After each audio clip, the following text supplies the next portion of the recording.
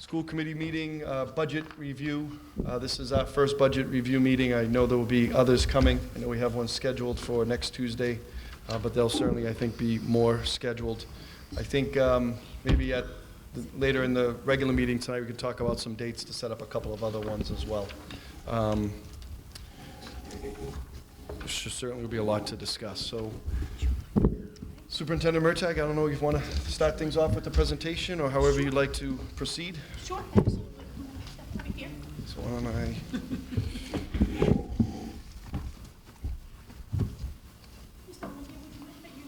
Absolutely.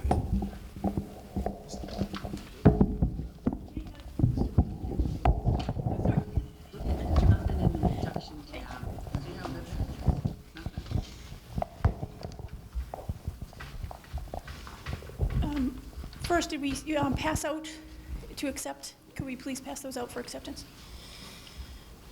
Motion to receive. Second.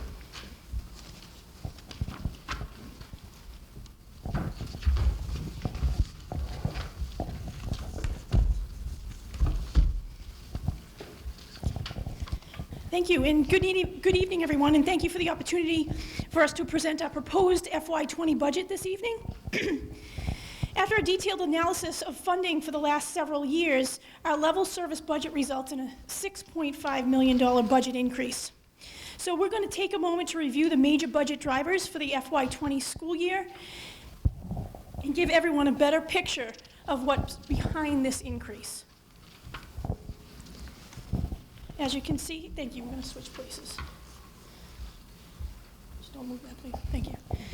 As you can see, the FY19 budget is $74,132,397, and the proposed level service budget is $80,686,366, for a delta of $6.5 million. Go ahead.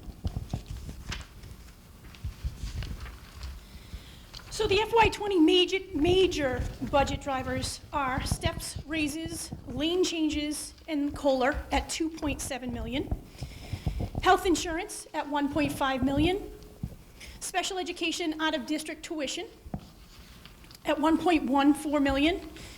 In and out-of-district transportation, including special ed, homeless, and foster care transportation at $268,550. Our substitute costs, as we will go in more detail further on, but the increase in minimum wage, so it goes up to $401,251. Our instructional supply lines, $162,609. Our maintenance, this is the non-salary accounts at $234,910. So we're going to go into more detail as you continue to turn. I'm going to turn it over to Mr. LaFleur. Thank you. If you look at the current slide for health insurance, it's a little convoluted, so I want to put a little explanation here.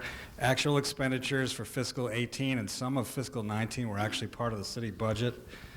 So our numbers, our actual spend is not reflective of the total 100% of health insurance premium.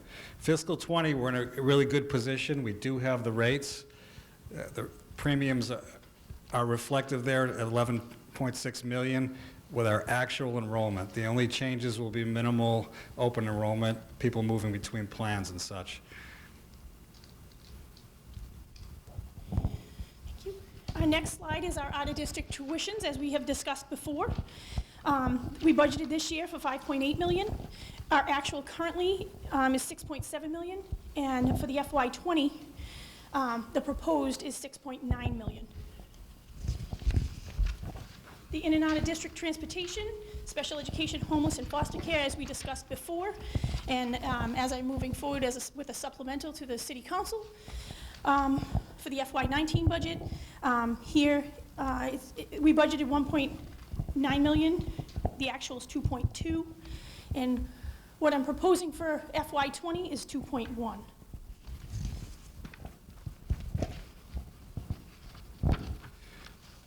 The change on substitute teaching it looks a little dramatic, but it's not so bad as it actually looks. This year we absorbed a small increase to the daily rate. We had to pay subs due to the minimum wage increase. It resulted in a 4% increase to the daily rate. this coming January 1st, we need to take on another 6.25% increase there.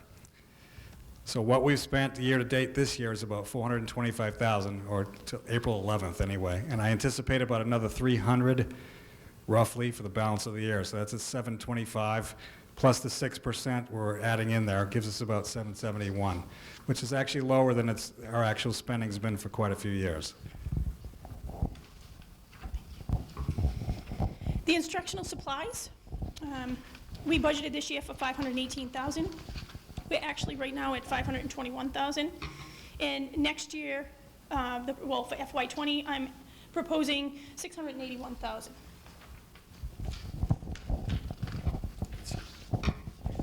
Sorry. In maintenance, this year we budgeted $364,000. It's currently at $631,000, and for FY20, we're proposing $599,000. And last but not least, we want to bring to your attention that we've embedded these offsets into the budget document itself. So this totals $3,094,000 is actually in the appropriate account. So we're anticipating $1.9 million in circuit breaker reimbursement, $640,000 of school choice, about $90,000 of utility billing rental fees, PASOs $60,000, early childhood $34,000, athletic user fees approximately $95,000, and last but not least, transportation, which is primarily bus passes, at about $275,000. So this is a lot of information in a very short amount of time, so I'm going to summarize this brief presentation because you're just receiving this document, you're just receiving your budget books. So as you can see, the bulk of the expenses can be found in salaries, raises, and lane changes for our approximately 1,000 employees. We are facing a $1 million increase in health care costs. Our unanticipated special needs and transportation expenses, especially with obligations and regulations. We discussed at our last meeting for, as we carry this forward and fulfilling those regulations. And substitute cost increase on January 1 of this year, and the state minimum wage will require another increase on January 1 of this coming year. Obviously, we'd like to increase the instructional supply line, and the maintenance budget needs to reflect proper preventative measures. And I know we are going to have some challenging discussions and decisions to make moving forward. However, we will work together to meet the needs of our students. So thank you for listening. And if you have any questions for us at this time, I know it's a lot to absorb in a short amount of time.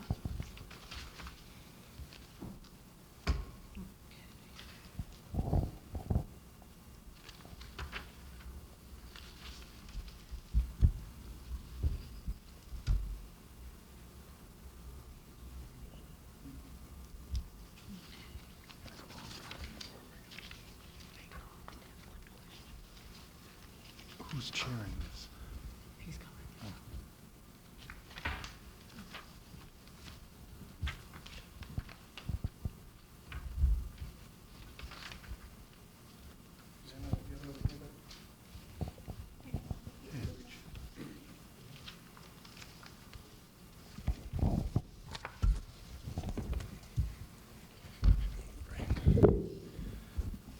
Thank you. Any questions, any thoughts at this time? Mr. Hockman? Thank you, Mr. Mayor. And thank you to the administration leadership team that's here today for putting together this budget that we will go through over the course of the next several weeks or months. And I know a lot of work goes into preparing a budget of this magnitude. I just want to commend each of you. I've talked to each of you independently about the work that you've put into this process, as well as principals, other department heads and members of the staff that have worked diligently to put this budget together always with the thoughts of students first in mind. So thank you for that. We are going to have some difficult decisions, I imagine. We always do. It's never an easy process, but getting the information in such a clear and, I would say, concise, but it actually is concise compared to years past, manner is very helpful for me and I think for all of us. Having a multi-year review of budget lines assists in having a historic perspective on where money is spent, valuable taxpayer money is spent within our school district. So I just wanted to thank you at the outset of this process for the professionalism that you've all already exhibited, and I'm sure we'll all have meaningful and amicable conversations as we go forward to make decisions that are, as this board, as long as I've been a member of it, has always looked at children first, students first, and I hope we expect that we will continue to have that focus. Thank you, Mr. Hockman. Anybody else have any thoughts, questions at this time?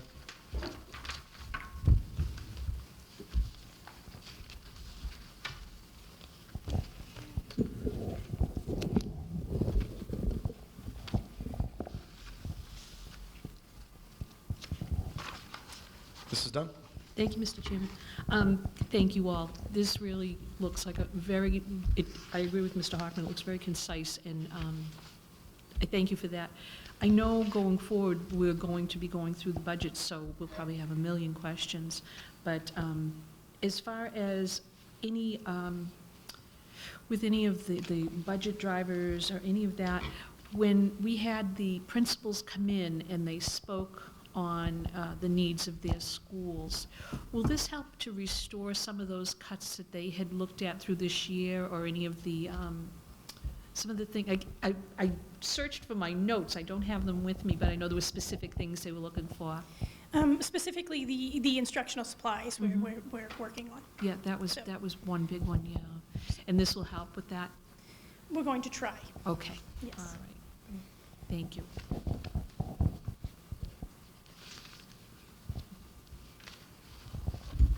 Thanks. Thank you, Mrs. Dunn. Mrs. Carpenter? Thank you. So I just want to say thank you for this. It is very well done. It explains a lot of the different figures that we're going to be dealing with. I do want to make note that this is a level funded budget, even though it reflects a 6.5. Level service budget. Sorry, level service budget, even though it reflects 6.5 million. At this point, I think historically, moving forward, what we've done is, we need to wait and see what type of funding we're going to be able to get through the mayor so that we can work through this budget. With that being said, I will say that the 6.5 it is a lot of money, and I just want to know, moving forward for future meetings, do you have a list of reductions prepared? We continue to work on that, and we are prepared for some reductions, and we continue to have daily discussion. Not that I want to do that, I'm just looking forward to our next meetings where we're going to have to go with this. Yes, Okay. we are working on those. We continue to work on those, and unfortunately, we are prepared. Thank you. Okay, so just a couple of comments I can make now. We, without question, are going to have a very challenging budget year, and we every year struggle to do the best we can with money constraints and trying to do the best we can to make the investments necessary in our schools. Clearly, this $6.5 million is a large request. I had asked the superintendent and her team to gather all the information, put it forward to us, and then in subsequent meetings, we'll have to work through this. We're working now on the city side as well. Simultaneously, we've been actually working on the city side for the last couple months, going through their departments. A $6.5 million increase, just to kind of give you some perspective. Every $1 million we go up on the budget is about a $40 tax increase. So do the math, and we haven't even touched on the city side yet. So clearly, we are going to have to do a lot of work here on our end. The fact of the matter is that health insurance costs, special education costs, and transportation have just skyrocketed. And it's very difficult to sustain where we are with those numbers. Those are just $3 million increase in and of themselves, just those three categories. Steps, raises, lane changes, cost of living adjustments, those are bargained Certainly, I think we all agree our teachers and support deserve those increases. We have reached an agreement for a 3-year contract moving forward, but they are certainly a factor in our decision-making as we look at the numbers. I don't have a number yet. Not sure how quickly I will be able to do that, but it is it's going to be a major challenge for us, certainly.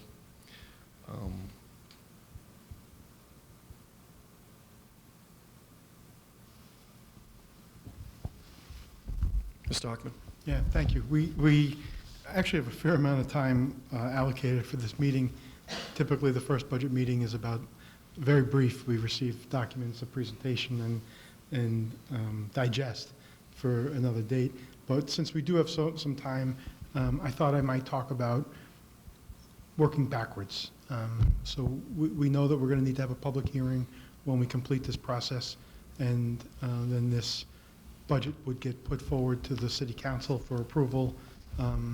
Is that something that either the superintendent or the mayor is able to start talking about maybe now so that we can use some of this time? We I think, hope traditionally to get the budget, or the public hearing for the budget completed before high school graduation, which I believe is May 31 this year. So I don't know if we can maybe start looking at calendars tonight, or maybe just have the thought in mind for the next budget meeting to come forward and talk about dates so that we can maybe schedule backwards and build a schedule of meetings around that. Great.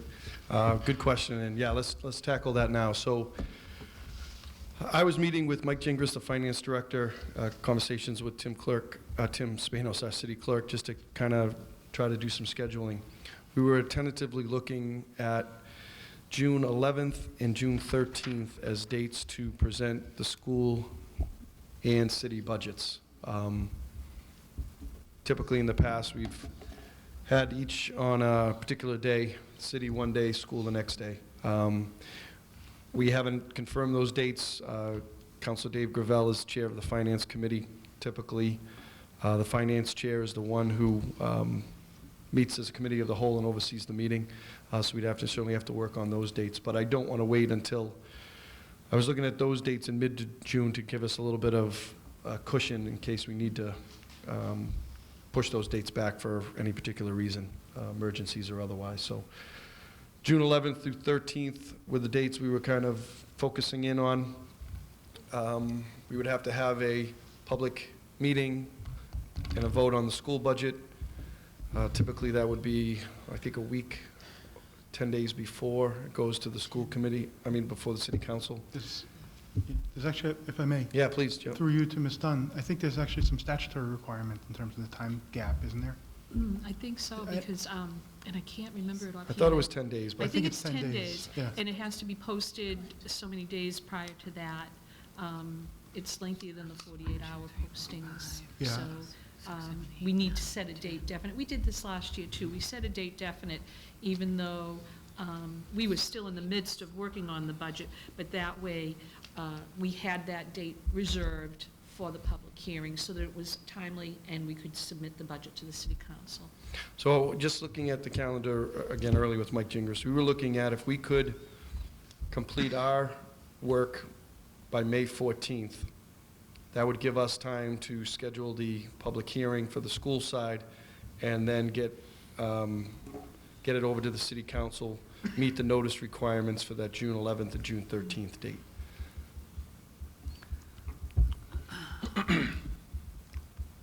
Mr. Amico? Thank you, Mr. Mayor. Through the chair, we do have meetings scheduled on the 30th, April 30th, and May 7th, and I believe the 14th. The 7th and the 30th are budget meetings. Do you want to add some more prior to that 14th? I was thinking that would give us 3 dates. I think we probably will need a little bit more than that. So if we wanted to schedule potentially some meetings for Mondays and Wednesdays of those weeks as well. I'm not sure people's schedules, but I'm thinking those would probably be the 2 days of the week Mondays or Wednesdays or both, Yep. to set those up. All set, Mr. Miko? Yes, Yep. thank Mr. you. Olympia? Yeah, through the chair. Will we have, not to put any pressure on anybody, but will we have any proposed reductions next week and some idea of, because I would think that would be helpful for the next meeting. Yeah. Yeah. I mean, Yeah, I think we're going to have to start discussing that. Yeah. Yes. Yeah. I mean, again, the other factor in this, which is not reflected in these numbers, but they are numbers that have gone up significantly, and I believe, I still consider as part of our budget, school budgets, is the cost at the Essex Technical School.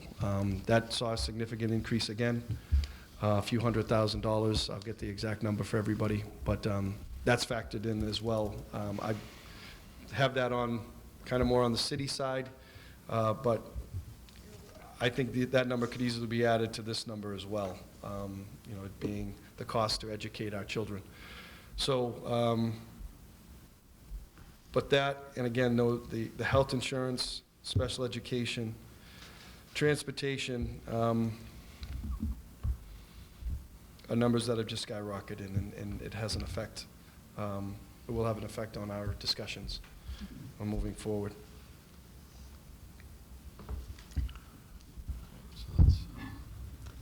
Mr. Mayor? Yes, Ms. Dunn? One question. I know that the money from the state is just proposed right now. They're still working on the state budget, so we're not completely sure of how much money will be coming. Is there any hope that any of that will be extremely helpful? Well, the House has proposed an increase. We're Right. using that number. I don't expect that number to go up. But if it does, that's great news. But I don't want to bank on that certainly at this point. What's their time frame for when they release their figures? Mr. Arnottis, do you have Yeah. no, not to put you on the spot, but Mr. Arnottis, you speak to this? I didn't want to do it, but he can. so, you know. No, we're in the process of the House budget right now. That should be completed this week, and then we have to go and let the Senate do their work, and then they'll go to conference, and then we're looking at the summer. As the mayor said, I wouldn't expect anything out of the ordinary at the moment. Yeah, okay. I think the House proposed there was an There was increase. an increase, Oh, it was yeah. an increase compared to the governor's proposal. Yes. And we'll Definitely. see what the Senate comes up with, but I would expect that's also an increase from his proposal too, so. Yeah, okay. Oh, So why don't I propose a couple of dates here? I was thinking Monday, Wednesdays, but I'm certainly open up for any discussion. But if we were to mark off, if we give Ms. Murtagh the week, have the next meeting April 30th, that'll give me time to have a better sense of the budget as well on the city side. So if we were to maybe set up a tentative schedule of Monday, May 6th, we already have the Tuesday, May 7th. I throw out Wednesday, May 8th, Monday, May 13th, and Tuesday, May 14th. Those we can put out as tentative dates to try to meet that May 14th date. And then see how things go after that first meeting, where we stand. I would propose blocking those dates for now. Ms. Stockman? Yeah, thank you, Mr. Mayor. I kind of like your aggressive timeline on this and keeping it tight. I do. Just in terms of timing, because we all have schedules that get crammed, particularly in the spring. For those dates, could we meet maybe May 6th at 6 or 6:30? But May 8th, you think we could meet maybe at 8 or 7:30 to start a meeting? If we wanted to maybe do May 6th and May 7th at 5:30, Yeah, and then, those would both be good with me. what time's that at? 6:30. So I'm good with that, Mr. Stockman. And then if we wanted to have 8 o'clock on May 8th, Yeah, just to accommodate some other scheduling. Yeah, I mean,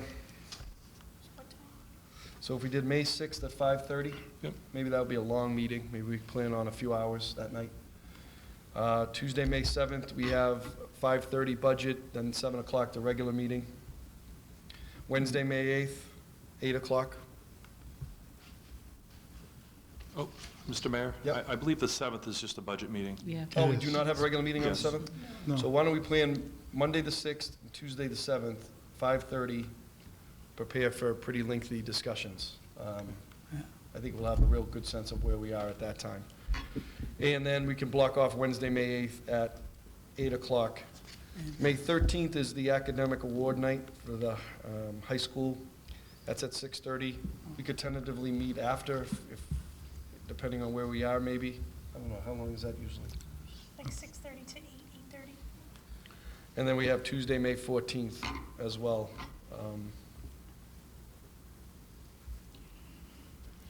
We could maybe have the May 13th meeting at the high school and maybe grab a couple hours that night as well if we, I think most of us attend that as, anyway. Would May 13th perhaps be, maybe we start at 5, if that's, no, 5 at the high school? Oh, okay. And then maybe recess for the awards? could do And that. if we need to take a little more time, go afterwards? What time do the awards start? 6:30. 6:30? So let's do 5. We could do it 5, go for an hour, hour and a half, see how things go, and if we need to, we can recess to come back after. We still have that May 14th date. But I think that'll give us several dates to really Yeah. delve into this and work through. So, Want to go through it again? Yep. oh, no, so are we meeting April 30th? So we'll meet April 30th. By At that 5. time, we'll get some information from Ms. Murtagh. I should have a clearer understanding of where the city side stands. And that's at 5:30? That's at 5:30. And then we have May 6th, 5:30. Mhm. Tuesday, May 7th, 5:30. Wednesday, May 8th at 8 o'clock. Monday, May 13th, we'll meet at the high school at 5, potentially recess to go in after the academic awards, which start at 6:30. Yep. And then we have Tuesday, May 14th at 5:30, and the regular meeting would be at 7. And then we'll see where things stand. But I believe that would give us time very comfortably to meet the notice requirements, have the public hearing on the school side, and get the votes and the paperwork over to the city council for their deliberations and to meet their deadlines for submittals to meetings, to have on the 11th and the 13th. Again, though, that isn't confirmed with the city council. Those were just discussions I had with the city clerk and the city finance director to try to do as you recommended, Mr. Hockman, kind of work backwards to see where we needed to meet, the timeframe we needed to meet on our end. Everybody comfortable with that, or any further thoughts?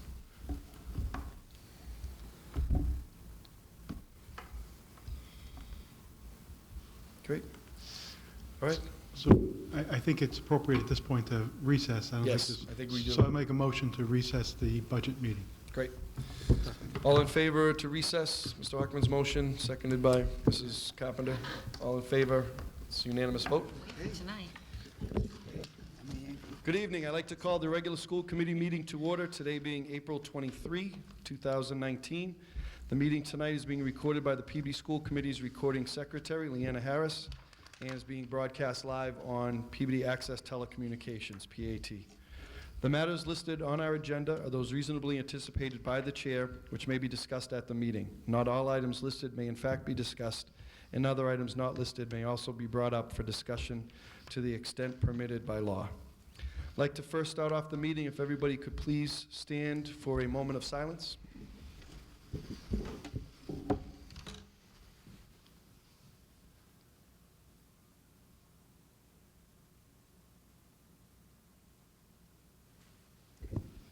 Thank you. And now I'm going to turn it over to Ms. Murtagh for some special introductions today. Thank you, Mr. Mayor. This evening, we have Lila McDonald from the Brown School. She's almost 8 years old. June 9th is her birthday. She's a second grader in Mrs. McMahon's class. Her favorite thing about school is both math and reading. She likes playing with her sister Mia, who is 4 years old. She takes gymnastics lessons at Baker's School of Gymnastics, and she loves her dog Finn. So Lila, if you can join us up here with Mayor Betancourt.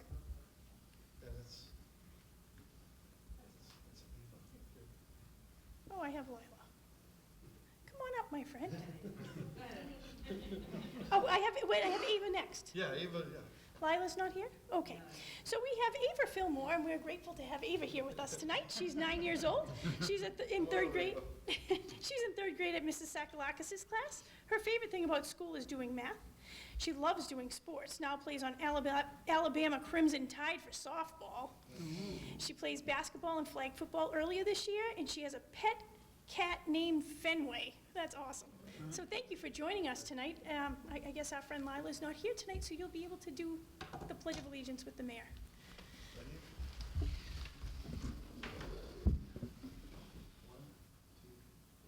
I pledge allegiance to the flag of the United States of America and to the republic for which it stands, one nation, under God, indivisible, with liberty and justice for all. Thank you, Ava. Thank you, Mom and Dad.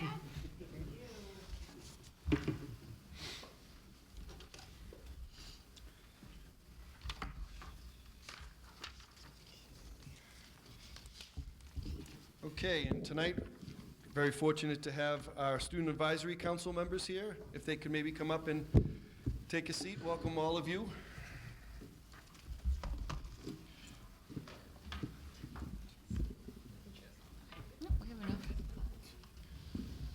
Great, and always appreciate having you here, appreciate your time and efforts and being a part of the Student Advisory Council. Again, your words and updates and your thoughts matter to us, and it's important for us to hear, and I know we do gain a lot from what you provide to us. So welcome, and we'll turn it over to you. So, we've been very busy at the high school, and we have a very busy few months coming up. Actually, and could you introduce yourselves Oh, again? yeah, of We know, course. we know you, but if you can introduce yourselves again. I'm Emily Simon, and I'm a senior. Okay. I'm Jonathan Moyes. I'm a junior. I'm Anthony Volley, and I'm a sophomore. I'm Audrey Gabriel, and I'm a senior. Great. So our senior prom is coming up, and that'll be held in the Stateroom in Boston on May 23rd, and our ticket sales begin this week. Our senior official last day of school is May 17th, and I know some of us are counting down the days. 18. There's 18. Our senior banquet is May 28th, and that's a very big event that everyone is super excited to attend, and that's one of our last chances to be together as a class. Senior convocation is on May 30th in the auditorium, and this is where our students will receive scholarships. Graduation is May 31st at 5 p.m. on the turf, weather permitting, so let's hope for some good weather. Our academic awards night is on May 13th, and that is in the auditorium.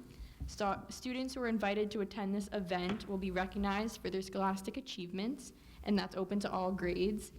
And we recently had our senior auction, which was a huge success, and we earned a lot of money, which will help fund our upcoming senior activities and events. And we had a lot of community outreach, and we are so grateful for that. And we are thankful for those who donated and assisted in helping our class in any way. AP exams are beginning May 7th, and students have already registered and filled out information for the APs. And on April 12th, Autism Awareness Day, students and faculty wore jeans or blue that day, and student council collected donations during first period. And performing arts are preparing for several events in the upcoming months. Drama Fest made it to finals this year, and the musical is being prepared, Cabaret, in May. The band and chorale are preparing for their trips this weekend. Band is going to New Jersey this weekend, and chorale is going to New York. Great. Okay. So, recently sophomores took our first computerized PSATs test, and the scores are already released. Also, we took the English MCAS. It was in March, and now we're gonna be taking the Math MCAS. And the Vision of the Graduate is now on every student's laptop, desktop, and every time they open it, they see it. Here, let me show you, for example, this. Oh, that's cool. Great. And the freshman biology MCAS is also coming up. Teachers need to have grades due tonight, and report cards will be coming out soon. Also, career day for sophomores is on Friday the 26th in the field house. Right, so like Edson said, we are well into the end of third quarter. Everything closes tonight, and so we've begun fourth quarter, and we've also begun with a lot of the end of the year events. Spring sports have begun, and they're all doing very well. A few games have been rained out, which is unfortunate, but I'm sure we'll make them up. Mock trials had their big case at City Hall on April 2nd, 3rd, and so defense won in that, and students had a really good time. They spent a really long time preparing for that, and they were all very pleased with the outcome. The next SATs are going to be on May 4th, and coming up with the chorale and band trips, DECA's national trip is this weekend, and so a few students are competing and going to nationals in Disney, I think, Florida? Orlando, yes. And so along with that, we recently had Student Government Day. A lot of you had your counterparts, and we all had a very good time. Everyone was really engaged, and the feedback was really great from students. We all enjoyed having the night there, and so we thank you guys for being able to spend that with us. And then we did our my Democracy in Action class. We recently had our capstone week, in which a lot of us chose to do a project where we go out into local government. Some of us were in the city, some of us were at the State House with Representative Spiliotis. Someone was at district courts, and we all had a really great experience that week, where we got to learn more about the roles that these people play within our community. And Youth Advisory Council recently had our Advocacy Day in March, the State House. A few of you were able to attend, so we thank you for coming to that. It was a really successful day of advocacy. We were able to lobby to our state representatives and just be able to advocate for the health center and to continue funding for that and to maybe expand that to other schools. So yeah. Great. Mm-hmm. Well, thank all of you. It was great. Open it up. Any questions or comments? It gave us a pretty good rundown of what's taking place and what's coming up here. That was terrific. I really enjoyed that. I was able to watch for a while the mock trial. They did the Triangle Shirt Factory fire to determine liability and all that. It was pretty interesting. They did a great job. I always love that, having that at City Hall. Great. Well, we wanted to maybe take this opportunity. We have, Ms. Dunn had asked to have the student motions that were from Student Government Day to kind of be reviewed. Mrs. Dunn, I'll turn it over to you for your thoughts. The microphone. I'm going to put you on the spot. Thank you, Mr. Chairman. I was so impressed this year. I am always impressed at Student Government Day, but this year, the presentations by you and your counterparts, your classmates, they were outstanding. And they raised 3 significant issues that I actually think that the school committee needs to bring forward. So I asked that this be on our agenda for today. I had hoped the Student Government Day counterparts could have come to do their presentation because they were really so knowledgeable. You all knew what was going on these issues. But on our agenda, it goes under new business, and so what the mayor has done is allow us to take this up now, out of order, because you're here, and we need your input. So, what I'd like to do, in our packet, we have the presentations that were brought forward at Student Government Day. And the first one was requesting that mental health classes in freshman year health classes be implemented and much of the curriculum would go over signs, symptoms, and warning signs of multiple mental illnesses, how to help others, how to help a friend, resources that you can go to, resources that the school provides, to detail everything the health center has to offer, and to offer ways to manage stress, anxiety, and cognitive behavioral therapy techniques. So I'd like to ask the Student Advisory Board, what would your advice to the school committee be on that motion? And if you can give us some insight into what you think is needed up at the high school and will help your fellow students. For those of you who are graduating, you have a 4-year perspective, but going through all those years, if you can think of how to help those freshmen, let us know. Yeah, so I think that motion is a great idea. It's definitely helping to begin in freshman year. You have those tools and those skills to identify the signs and symptoms for the 4 years. I think it should be done in conjunction with the school health center. I know right now there is a waiting list sometimes to see counselors. So if that is going to be the referral system, it would be good to have a meeting with them to see how many more students they can intake and see if taking in more counselors would be appropriate to accommodate the new students that may need their services. I was also a part of a group that just started this year, new, called SOS, which is Signs of Suicide, and it was with the adjustment counselor, Mrs. Morella, and her new intern, and it was a small group of us. We met for 5 weeks on every Tuesday, and we were able to learn signs of suicide, signs of depression, and all of this information that we might not have known. And we went into freshman bio classes at the end of the 5 weeks, and we were able to educate freshmen. We were the teachers in the situation, and I think that they were more open to listening to us because we're students and peers of theirs, and we were able to teach them all about signs of suicide, depression, and have really a personal conversation with them. And I feel like that was really helpful in a way. And at the end of all of this, we had one last meeting, and they alerted us that we opened them up to about 20 new cases of mental health that they are aware of now, which they weren't aware of before. So that's really shocking and heartwarming to see that we were able to make that change. So if a small group of 10 students were able to make that, I can only imagine what they could make in the future. Terrific. Thank you. Oh, do you want to? No, thank you. Go ahead, Beth. One of my questions, if I can, is now the SOS group went into biology classes. Is that because every freshman takes biology? Exactly. Okay. And right now, does every freshman take health? I think that's correct, yeah. Every freshman freshman takes. takes one. Right. I think is it the other years where it changes? That's where it can get a little dicey with students pushing it back to accommodate other classes in their schedule.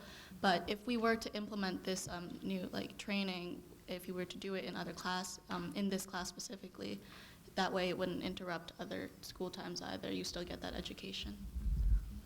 Also, I want to add that this year was the first year we've had our first year seminar classes that all the freshmen are taking, so that would be a great place next year to start incorporating this into the curriculum. Okay. All right. Thank you. This is good. Okay. I'm gonna let other people ask questions, and then I have something to come back with. Any other questions or other committee members? I'd like to make a motion that we ensure that curriculum concerning mental health, suicide prevention as recommended by what the students have seen and what the staff have been working on, that those be put in place next year for our freshmen in either the freshman seminar or the health classes, wherever it seems appropriate. So moved. Second. Thank you, Mrs. Dunn. You heard the motion by Mrs. Dunn, seconded by Mr. Olympio. Roll call vote, please.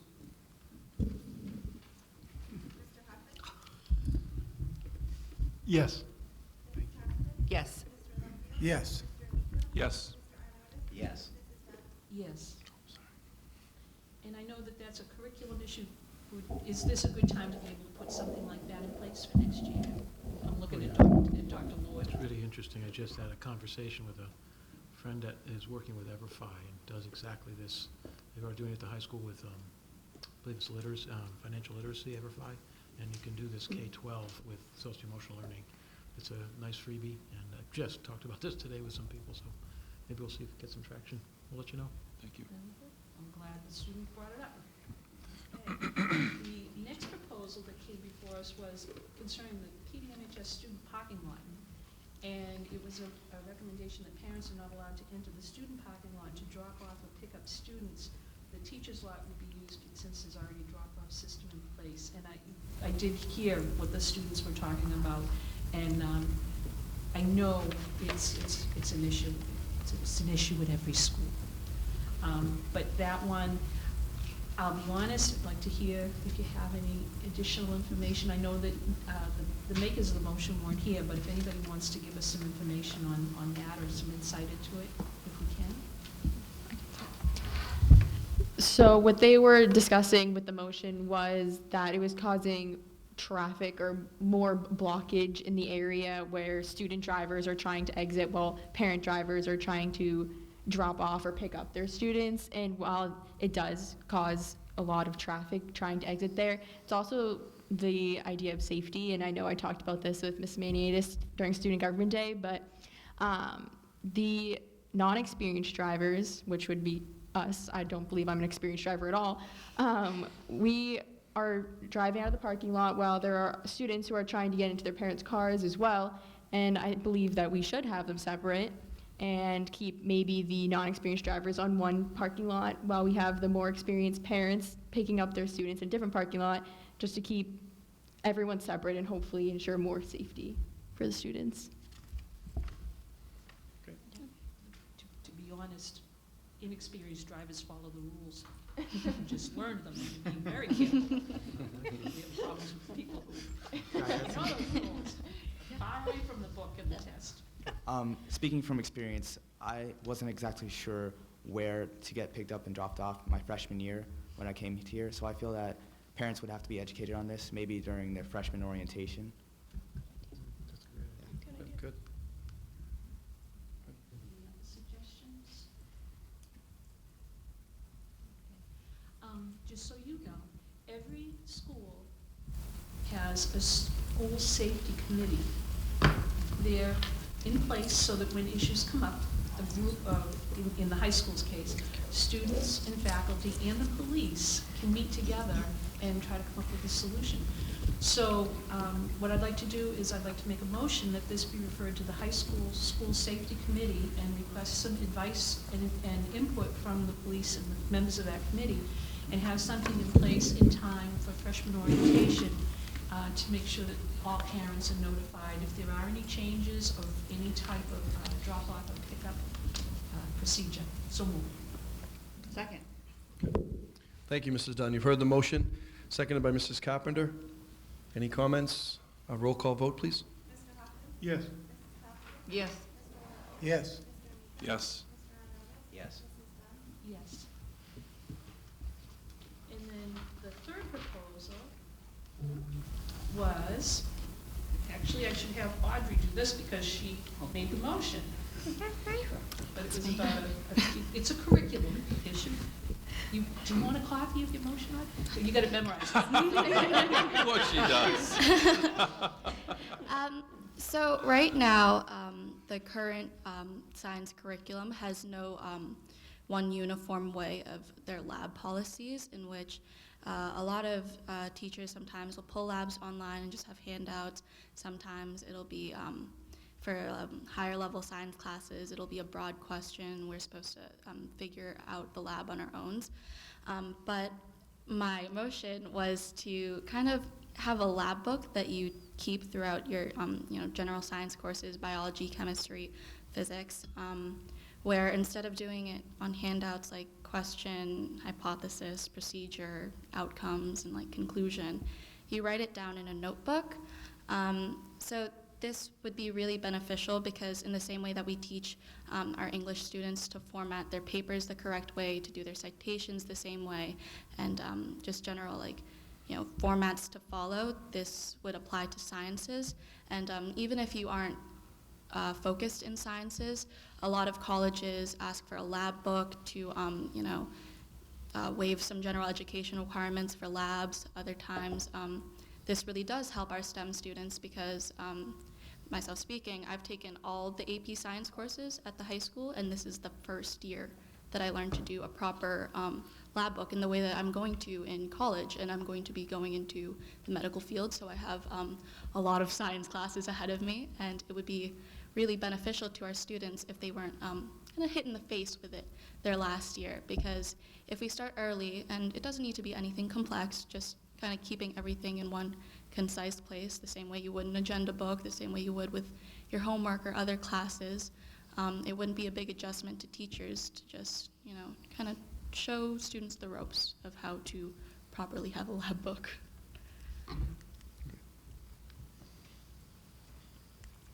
Any of the students have some input on that? Any of you science specialists? I definitely think it would be an interesting approach, and I really would like to try that because I know I'm going into nursing school, so I'll have a lot of science classes ahead of me, and I can tell you that I haven't learned how to set up a lab book yet, and I probably should eventually learn, so that'd be nice to know.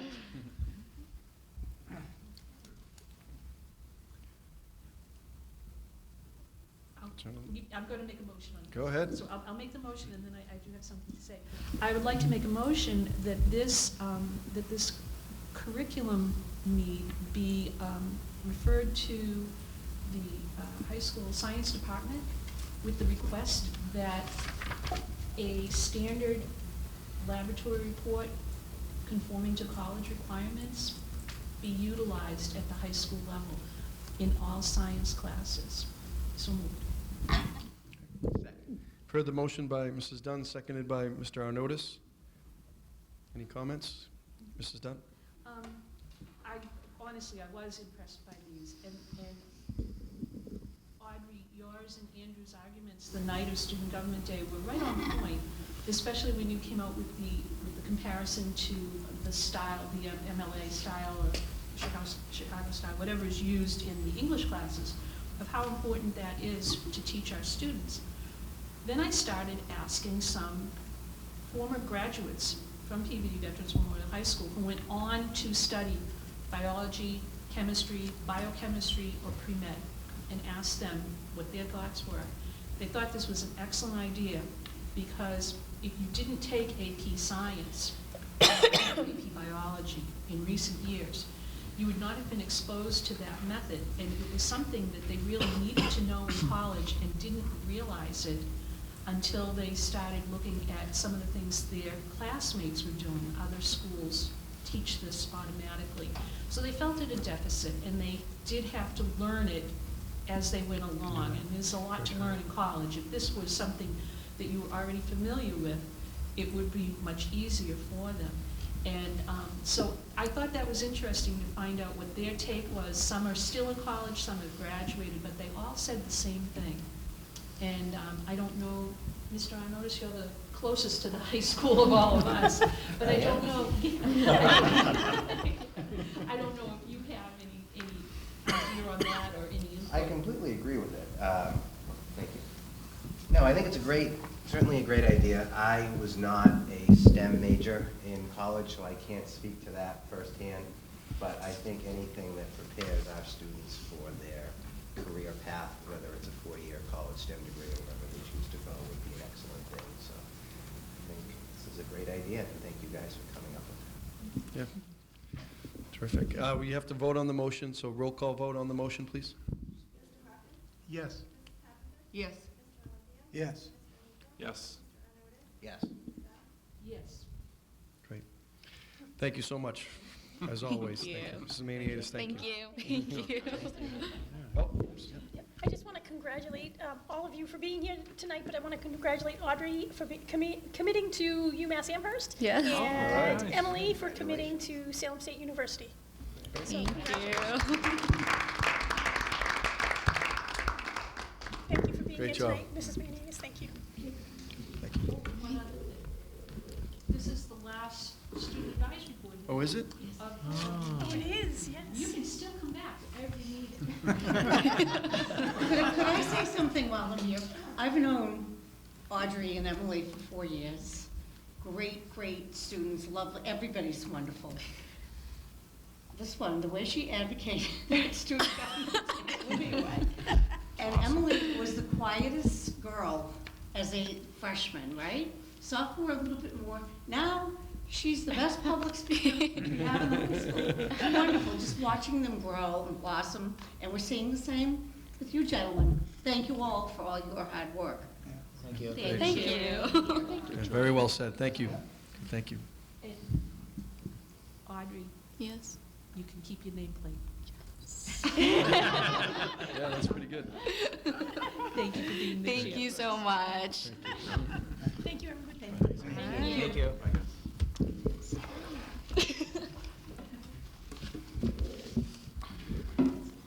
Okay, we will go now back to the agenda, approval of minutes.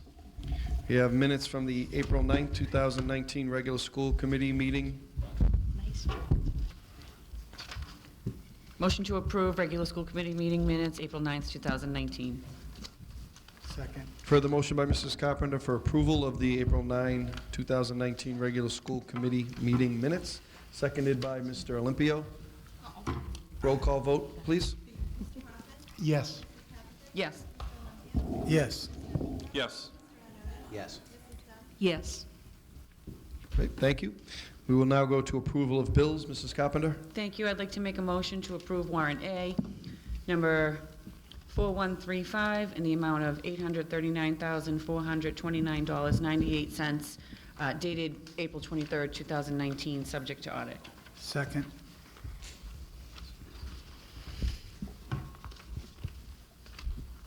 Thank you. You've heard the motion by Mrs. Carpenter for approval of warrant A number 4135, seconded by Mr. Olympio.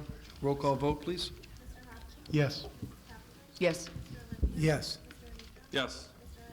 Yes. Yes. I'd like to make a motion to approve warrant B, number 4136, dated April 23rd, 2019, in the amount of $849,472.45, subject to audit. Second.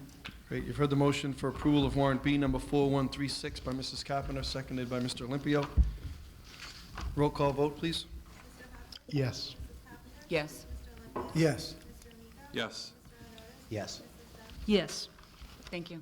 Great, thank you. If there's no objection, I'd like to go out of order and go to the superintendent's report. We do have a guest today, our attendance supervisor that we wanted to No welcome. objection. So, No objection. no objection. Turned over to Ms. Mertag.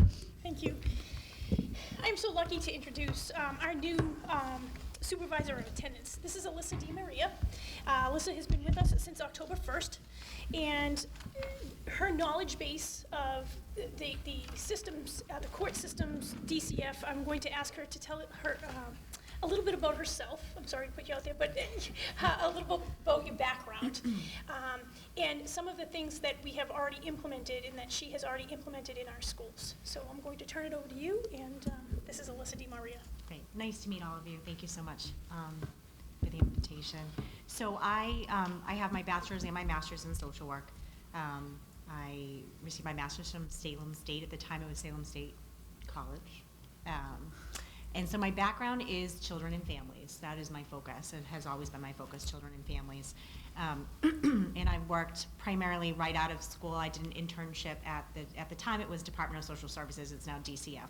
I worked there probably from right out of college in my bachelor's 1999 to 2012, at which point I moved to a part-time job. I had children, a family, but I was able to continue my career. I worked part-time for DMH, Department of Mental Health.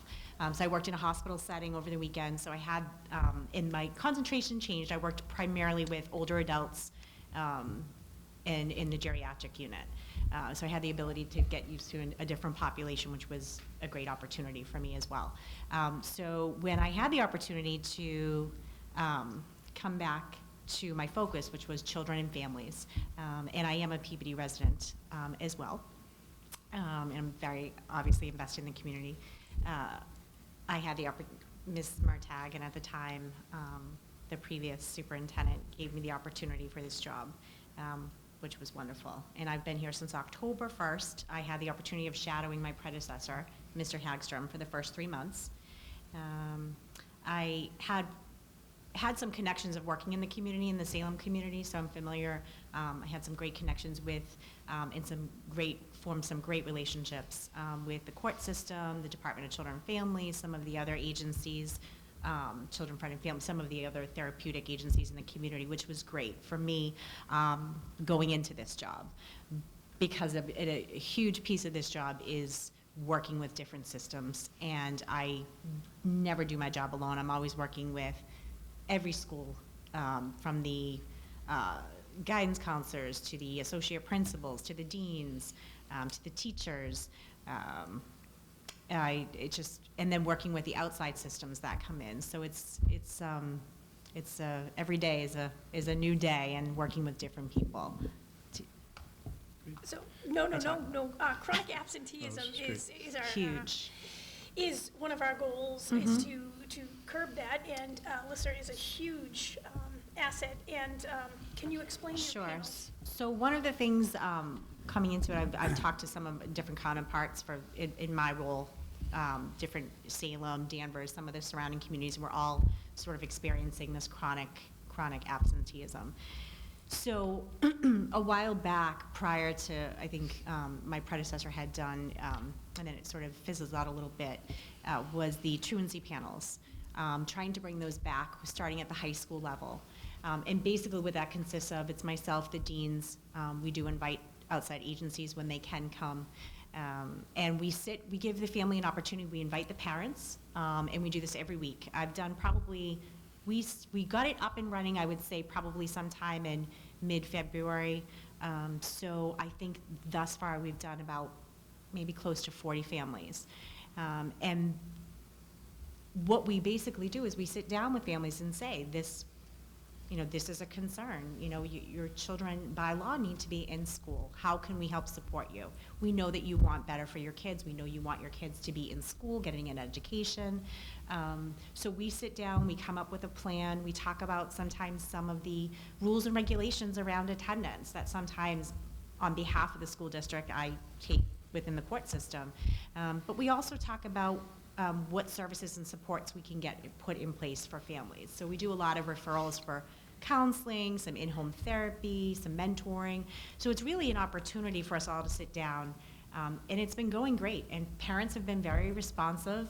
At times it can be a difficult conversation, but difficult conversations need to be had. And actually I've been doing them in a different,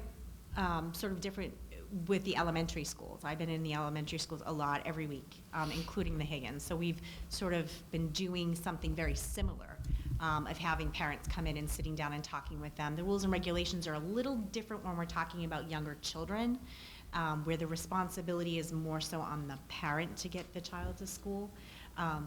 But it's been going great, and every school has been very responsive to the system. Any questions for Ms. DiMaria? Any questions, Mr. Olympia? Yeah. Thank you for coming tonight, and thank you so much for all you do for the district. What do you see as, just so the public kind of knows, maybe maybe one or two top reasons why this chronic absence and, with students in the district? Is it, I can't imagine what some of these children might be going through.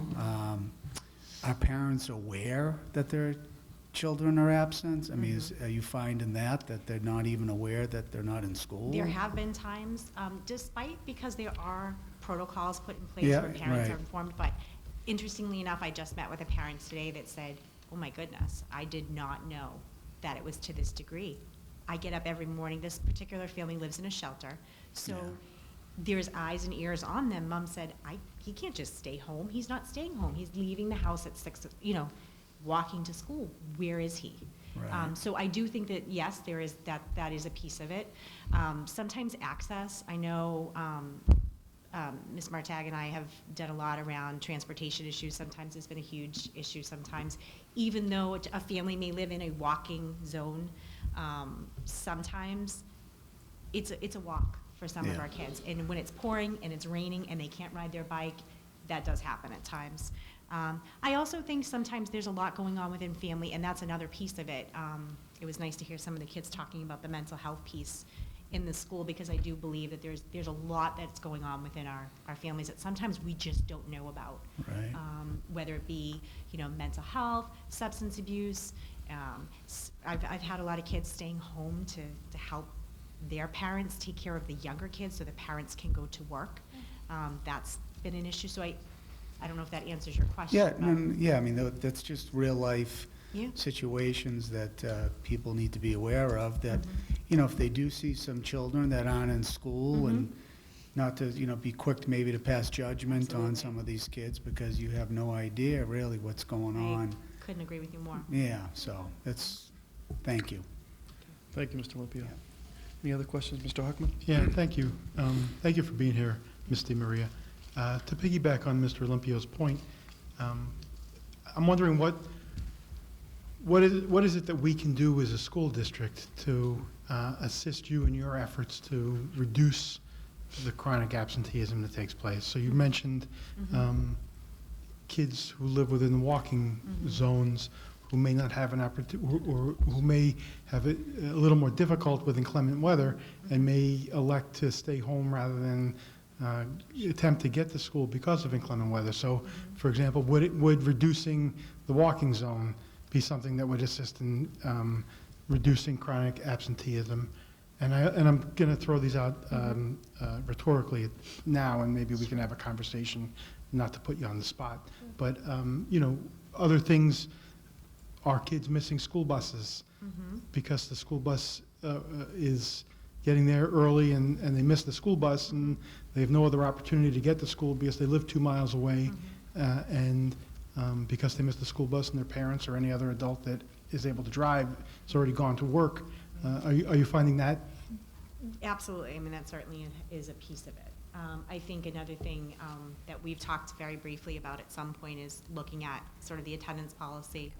Revisiting that, because especially, I would say more so for the high school, what I've seen, and I know Ms. Martag and I have talked a little bit, and we talked about after the break, maybe getting sort of a task force together to sort of revisit the attendance policy at the high school, because I hear a lot of times feedback from students, and I'll look at their attendance and I'll say, you've got all of these absences, and then the tardies are spotty, and I'll say, what's going on? They'll say, well, why am I going to come to school? I'm going to get a 2-hour detention after school if I'm tardy, so why don't I just not come at all? So I definitely think that needs to be at some point revisited to look at. I know other school systems have looked at their attendance policy, but I'll be honest, that's a huge issue at the high school, I believe, based on what I've seen and heard from the kids. Nobody wants to stay after school for 2 extra hours, so it's just a thought. Yeah, no, I think that's a great idea, and I would ask that through the mayor to Ms. Mertag that at least one school committee member be on that task force. Absolutely. And especially if we're going to deal with a policy issue, it would be nice to go through the process with staff members who have intimate knowledge with the subject matter and ideas and experience in this field. Thank you, Mr. Hockman. Mrs. Dunn? Thank you, Mr. Chairman. Thank you, Mr. Maria. This raises a couple of questions that I have regarding, it's just ironic that you brought up the fact that the students say when they're late, they'd rather stay home. And this is something I've been asking for several months. With the new Aspen system, I really would like someone to look at what when students are marked tardy, and we've heard this over and over again, that if they're coming in 2 minutes late, we get a report on how many are absent and how many are tardy, but to look at the tardy list, if they're an hour late, okay, there's got to be some reason there. But if they're 2 or 3 minutes late and then they're going to face a 2-hour detention, it is one of the reasons that people are staying out as opposed to coming in. And we have to look at that. We really and truly have to look at that and come up with a better system, because I know you could have a kid that's late every day 2 minutes. that's an issue in itself. But if you have someone who's late and then they're going to get a detention and they are either afraid to stay for whatever reason, transportation, or they have a job after school, or they need to get home, they make that decision to stay home rather than to get a detention. And it's time. We have to do something up there because it's being reflected in these numbers, and it's coming up in all of our, assessments and accountability. The second issue that I really would like to speak of, many of the students who have a true attendance problem, they have an issue with catching back up with their class. And what do we have for alternatives for that, for someone who is really in danger of failing? Because truly, part of that attendance policy is that you owe the teacher back some time. You have to spend time to learn. How do we handle that now, and are there changes that should be made? So I think right now, and certainly, you could look at anything and say it could be looked at and reworked, but I know for the high school, kids can stay, there's a late bus. If you're a bus, there's a late bus. You can stay after school every single day. There's tutoring that you don't have to sign up for that happens in the library every single day. And most of the teachers, there's certain days of the week that they do stay. There's also credit recovery that they can do. So there's definitely some mechanisms within the high school. Also with Higgins, every Monday, I think it's 4 days, not Friday, and there's a couple of associate principals who do stay on Friday with some of the kids. But for the most part, somebody's here every single day, and kids can stay after school. So we've been working on that, especially when I do the meetings with families. We'll say, okay, it's just getting the kids to want to stay after school. And I don't know if there's something that we can do at some point, almost like an incentive. Sometimes, I know it's hard with monies and whatnot, but I think part of the issue is sometimes, we have some kids now, we've been starting here at Higgins coming in the morning. They'd rather come earlier. And some of the teachers and principals are okay with that because they're here early too. So I've had some kids that we've been working on a plan. When attendance has come up, we sit down and we say, okay, well, why don't you come in Tuesdays and Thursdays, you can be here early, so-and-so's here at 7:30. So those are definitely already here, but obviously there's always room for different things that we could probably do to add to that.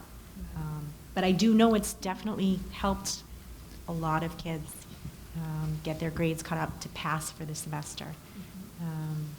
There's also, for the high school, the night school, the PANS program that we've utilized for kids to get some credit recovery, whether it be part-time or full-time. So that's what I've been utilizing working with the schools. Thank you. Did you want to weigh in? Dr. Lowe, did you I want just to want weigh to in? offer a suggestion. In some of the high schools that I've worked, some of the more effective attendance policies wouldn't penalize a student academically for being absent. However, they would not earn the credit for that class. It's a functionality that Aspen's capable of doing, where they could be they still might earn a B, but they would get 0 credit for the class if they missed a certain number of days. And they still have to have a certain number of credits to graduate. So that's a nice balance of not having to penalize them academically. They can still show that they're learning the material, even though they might have been absent, but they won't get the credit for the class, which does tend to promote them to be in attendance. My former high school right now is running 94 to 96% because of that policy. It's hard to say cause and effect because we also have support programs in place, but it seems to help if there's that balance of carrot and stick. Yeah, Mr. Chairman, through you to Ms. Marte, we had heard at the beginning of the year that there was going to be a change in the attendance policy at the high school, at least at the high school. Is that in process? Is it going to take place, or what was it? It has not changed. What we would like to do is make a task force up there to be able to look at everything, and we have gotten some surrounding areas policies to take a look at, and we would like to make a task force, and that's going to hopefully happen this spring. Would that be able to be in place by September for the beginning of school? I would hope so. I would really hope so, that could happen. I would too, because we've heard about this for a long time. I know that they had to do this at Essex North Shore. They had to adjust their absent this policy and make it more clear to people. They had to change the number of excused absences, unexcused absences, and they were working on it. So you're right, every school is facing this, but this has been a long-standing problem at the high school, and we need to do something now. Great. And as I was looking through, my entry findings, that is one of the things that teachers and students and administration have brought up. So it is something that needs to be addressed. So. Thank you, Mrs. Dunn. Mr. Amico? Thank you. Through the mayor, through the chair to Mr. Maria, thank you so much for being here. Along with Ms. Dunn, I'm a little shocked at that policy, to be honest with you. I don't think I was aware of that. And I do believe, through the chair to the superintendent, that we should have a task force. But I'm with Ms. Dunn on this. I think this needs to be changed by September. It needs to be in place, especially, and I don't want to throw the MCAS thing out there, but attendance does affect our leveling system with that. But it's also the right thing to do to make the change. If a kid's going to be late because of a social emotional issue, something happening at home, and they decide that staying home for the whole day is better than having that 2-hour detention, I kind of agree with that. That they should be able to come in late and not have that 2-hour detention. That, as Ms. Dunn said, some of them work after school or have other priorities, whether it's picking up younger siblings. So now we're opening up a whole can of worms here, and I just think we really need to look at this for September. And I wasn't aware of this policy, and if it continues, I'm not really happy about it, to be honest with you. Appreciate it. Thank you. Good, excellent. Thank you, Mr. Miko. Mrs. Carpenter? Thank you. Through the chair, welcome, Mrs. Maria. It was very nice to hear all of your insight into what you're seeing, given that it's a new position for you. You usually get a fresh perspective, and bringing it to the board. You've sparked quite a conversation here on things that we've discussed in the past, but we're seeing them in a different light. Currently, my understanding of the late policy is at the high school, the students get about 4 or 5 tardies before anything happens, and then after the 5th one, they will get the detention, and then after the 10th one, they'll get an in-house. I'm very interested to see some of the other districts, as Dr. Lord has mentioned, that have good policies that are working for them. I'd like to compare them and see how we can tweak ours. There still has to be some type of punishment, if you will, because it can be abused. So I would like to take caution on this. If you're opening up, allowing tardies, there still has to be some type of punishment. But I am definitely looking forward to your perspective on some of the other issues that we've talked about, and I think that we'll be able to take action with them, and I thank you for that, and I'm looking forward to working with you. Me too. Thank you so much. Yep. Thank you, Mrs. Carpenter. Mr. Arnottis? Thank you so much for being here. This has been incredibly informative. I do agree with my colleagues that long-term this is something we should look at, absolutely. But I do want to ask you, when you've had conversations with your counterparts in other districts, do you think that our school start time has an effect on this compared to other districts that start later than we do? I think certainly, it could certainly be a variable. I mean, I know that, younger kids are up earlier. Older kids have a little bit of a struggle. I think it's certainly, like I said, I don't think there's just one, there's many pieces of the pie that are contributing. So I definitely think that certainly could be a piece of the pie. Just as, the tardies are a piece of the pie, but there's also absences that are a piece of the pie. Transportation's a piece of the pie. So I definitely think, yes, certainly that's something that I do think that absolutely could be contributing to it. Great. Thank you, Mr. Arnottis. Great. Thank you. Nice to have you here. Thank you so much. I'm glad to be here. Thank you. Nice to meet you all. Thank you. Thank you, Alyssa. Thank you. Appreciate all you do. Okay, we'll go right back to the agenda, continued business. Just one item, any new update on the MSBA Higgins project, Mrs. Dunn? We'll stand right here and give the report. Again, a good workout. And I do have good news. We're making progress on landscape issues. So just so you all know, we've geared up again now that all the grass is growing. And we are working on a beautification project to make everyone happy with the way that the landscaping is shaping up here at Higgins. we're hoping that in a couple of weeks that, of course, when everything grows in, it will look nice. But as far as being able to maintain it, what we've been working on is finding out what all of the various plants, grass, and trees are on the property. Many of them were chosen specifically because where they are placed, they are an integral part of the drainage here on this site. And I had the pleasure of walking the site with the Conservation Commission last week, and it was very interesting. As a matter of fact, the engineering that went into the drainage here is so interesting. I really think that if you have any future engineers here, that we ought to conduct a class for them so they can learn what's going on outside, under the ground, because it is absolutely amazing. So I will hopefully have some more information for you going forward. The fields are being used this year, and from all accounts, they're very, very well maintained, and they're awesome to play on. People seem really happy with them.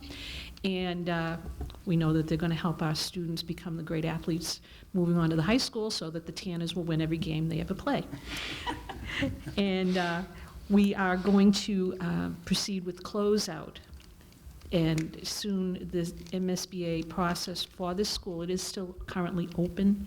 There are still some things that have to be completed, and it's just in the course of the procedures, but we're moving very close to that. So we'll have some more news in a few weeks. Great. Thank you, Mrs. Dunn. Okay, next item, public participation. If there's anyone in the audience that would like to come forward and speak, the microphone is open. Seeing no one, we will go back to Superintendent Murtagh for the continuation of her report. Thank you, Mr. Mayor. Alyssa has been such an asset, and I'm so grateful that she was able to come tonight. So we appreciate and value what she does each day with our teams. Dr. Lord and I had the opportunity to visit Faith Christian Academy, as we discussed last year, that it would be an annual visit there. So we visited. Currently, enrollment is down. They have 6 students, and I have a document that Gianna couldn't come this evening, but if you'd like her to come to the May meeting, she's more than willing to come. But she has prepared a document, just so you have. I asked her to prepare a document, so you have some information. Motion to receive. So currently, they have 6 students enrolled. Their tuition is $4,500, and then with other fees and everything, it's about $5,000. This is information that we will continue to talk to her about, and they'll let us know about enrollment for next year. But this is information that you have asked me to get. So we visited, and if you have any questions, please let me know. I have at least one. Okay. Mr. Arnottis. Thank you. I believe we do have to reapprove them again. I believe when we did this Each last year. year, they have to come every year. Correct, so Correct. So May is there a 14th. timeline? May 14th, well, as long as it's within the fiscal year. So she could come on May 14th, she said.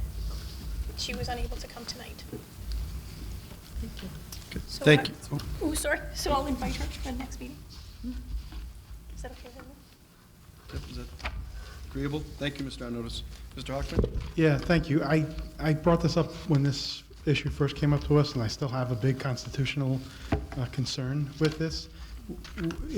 If we have to renew is it a license, or what is it that we're going to vote on to renew for this school? They're looking into the EEC license, and they're working on that, so that's something that they want to bring forth, and they do have an administrator working on that. So are they treated differently than another Christian school because they're not affiliated with a church? Because we don't vote on, I've never voted on St. John the Baptist or Bishop Fenwick or anyone else in all the years I've been here. Maybe Mr. Arnottis, he seems like he might want something to say something. If you want to say the proper answer, but just through you if I can. I thought the language that we looked at when we went forward with this last year, that we were the one group that actually has to approve this in some way, because otherwise there would be no approval process for them. They didn't have to go anywhere near the state. And as you know, as we're talking about a certain amount of money here, these are kids in, are these PUD students? No, actually enrolled, they're all students right now are currently Lynn residents.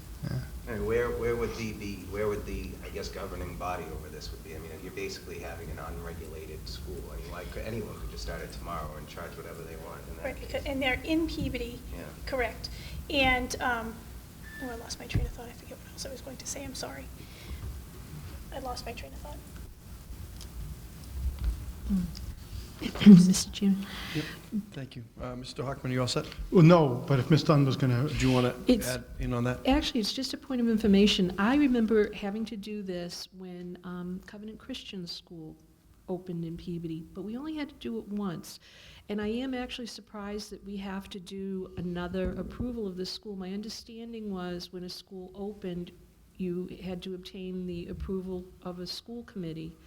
And basically, we just had to more or less acknowledge that they had a curriculum, that they had a building that had already been approved by probably the Board of Health and the Department of Education, that they had teachers, and that we were aware that they were going to be teaching in the city of Peabody. But that, as far as I knew, was the limit on our approval. We have no oversight of the program, and I would like to check and verify that we have to do this every year, because my understanding was just that once. Thank you, Mrs. Dunn. Did you? I just want to say that's something that I will check with legal, but it's something that you wanted me to bring, well, last year in the meeting minutes, that I would come back with this information.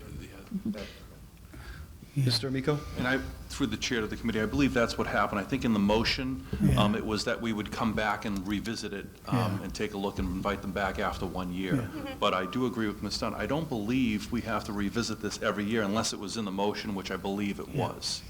I will recheck the motion, and I will also check with legal. And just to add to that, I'll be honest, when we did vote on that last year, I actually took it more as a courtesy that they were offering to come back and very willing to check in with us and let us know how they were doing. But there was no legal requirement for that at all. It's just a nicety, which it is nice to see, how they're doing, but I don't think there's a legal requirement. I'll double check. Go back to you, Mr. Hockman. yeah, thank you. And Mr. Olympio, Yeah, I'll yield if you want to say something on the yeah, subject. yeah, through the chair. No, that was my recollection, too, that it was just going to be a courtesy to come back a year from now and really update us with their progress. And yeah, I believe there was no legal requirement, so that was my understanding, too. So maybe to put this in a clearer light for us, I'd like to make a motion to get a legal opinion from whether it be Mr. Kahn or Mr. Schmazinski, city solicitor, or Mr. Buckley, someone who counsel for us as to our obligation or their obligation. Actually, I guess it would be our obligation for annual, or whatever review process needs to take place for a religious-based school that's formed within the city. So moved. Heard the motion by Mr. Hockman. Do we have a second? Second. Seconded by Mr. Olympio. On the motion, Mrs. Dunn, then Mr. Arnottis. Would you accept an amendment to that motion that it would include any school that locates in Peabody? Because honestly, in the regulations, it's not specific to religious schools. It really is for any school. Yes, so amended. Thank you. Amended motion by Mrs. Dunn, seconded by Mr. Olympio. We will go with the amended motion. On the amended motion, Mr. Arnottis. Thank you. Through you to Mr. Hoffman, I believe you're correct. I mean, if my memory serves from a year ago, I think I was the one who made that motion, specifically adding in that language that, and I think it going to a legal review is fine. My intent with the motion was that they would come back a year from now for a review, not implementing an annual review forever in their existence, that it would be a 1 year, let's look at what they've done, let's look at where they are, if everything is going well, we would reapprove it. Yeah. However, that motion language would be, so be it. But to your question, if it's a constitutional issue, let's have, a lawyer, our counsel look at it and go from there, so I'm perfectly fine with that. So we have the motion on the floor. Roll call vote, please. Yes. Yes. Yes. Yes. Yes. Yes. Thank you. Mr. Hockman? So again, to this point, and I don't want to belabor it, and we are going to get a legal opinion now, but I've been here 10 years. I've never seen anybody from, as I said, Bishop Fenwick or St. John the Baptist or other, there are, I believe, Jewish day schools that are taking place in the city as well. I don't mean to just pick on or mention Christian day schools. And I do understand the statute with regard to homeschooling. We have a history, a recent history with that, and it is within the superintendent's purview under state law to review and approve curriculum for homeschooling, and it may be something similar to that. My point here is that I don't want to get into an equal protection argument either. If we're going to treat a parochial school one way, I think we treat all parochial schools that way, and regardless of the size or affiliation.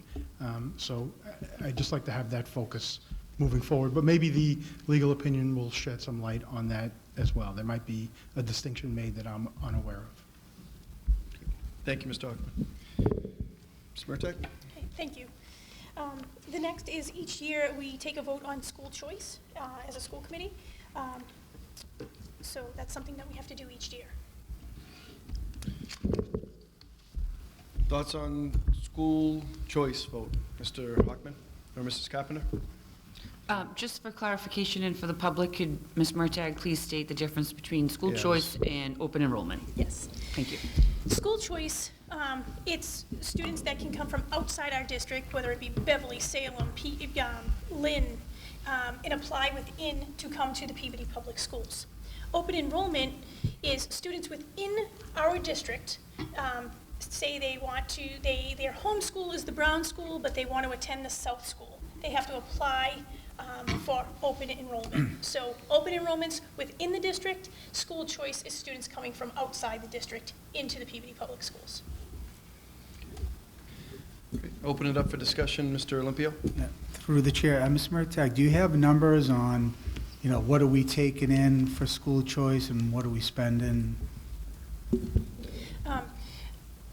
I asked Ms. LaFleur, and I will get those numbers for you. Okay. Currently, we have 111 school choice students in Peabody. I don't have the number offhand on how many students of ours go out of district, but we will get those numbers for next school committee meeting. That's for school choice. Yeah, thank you. I did want to speak, if there's no objection on this.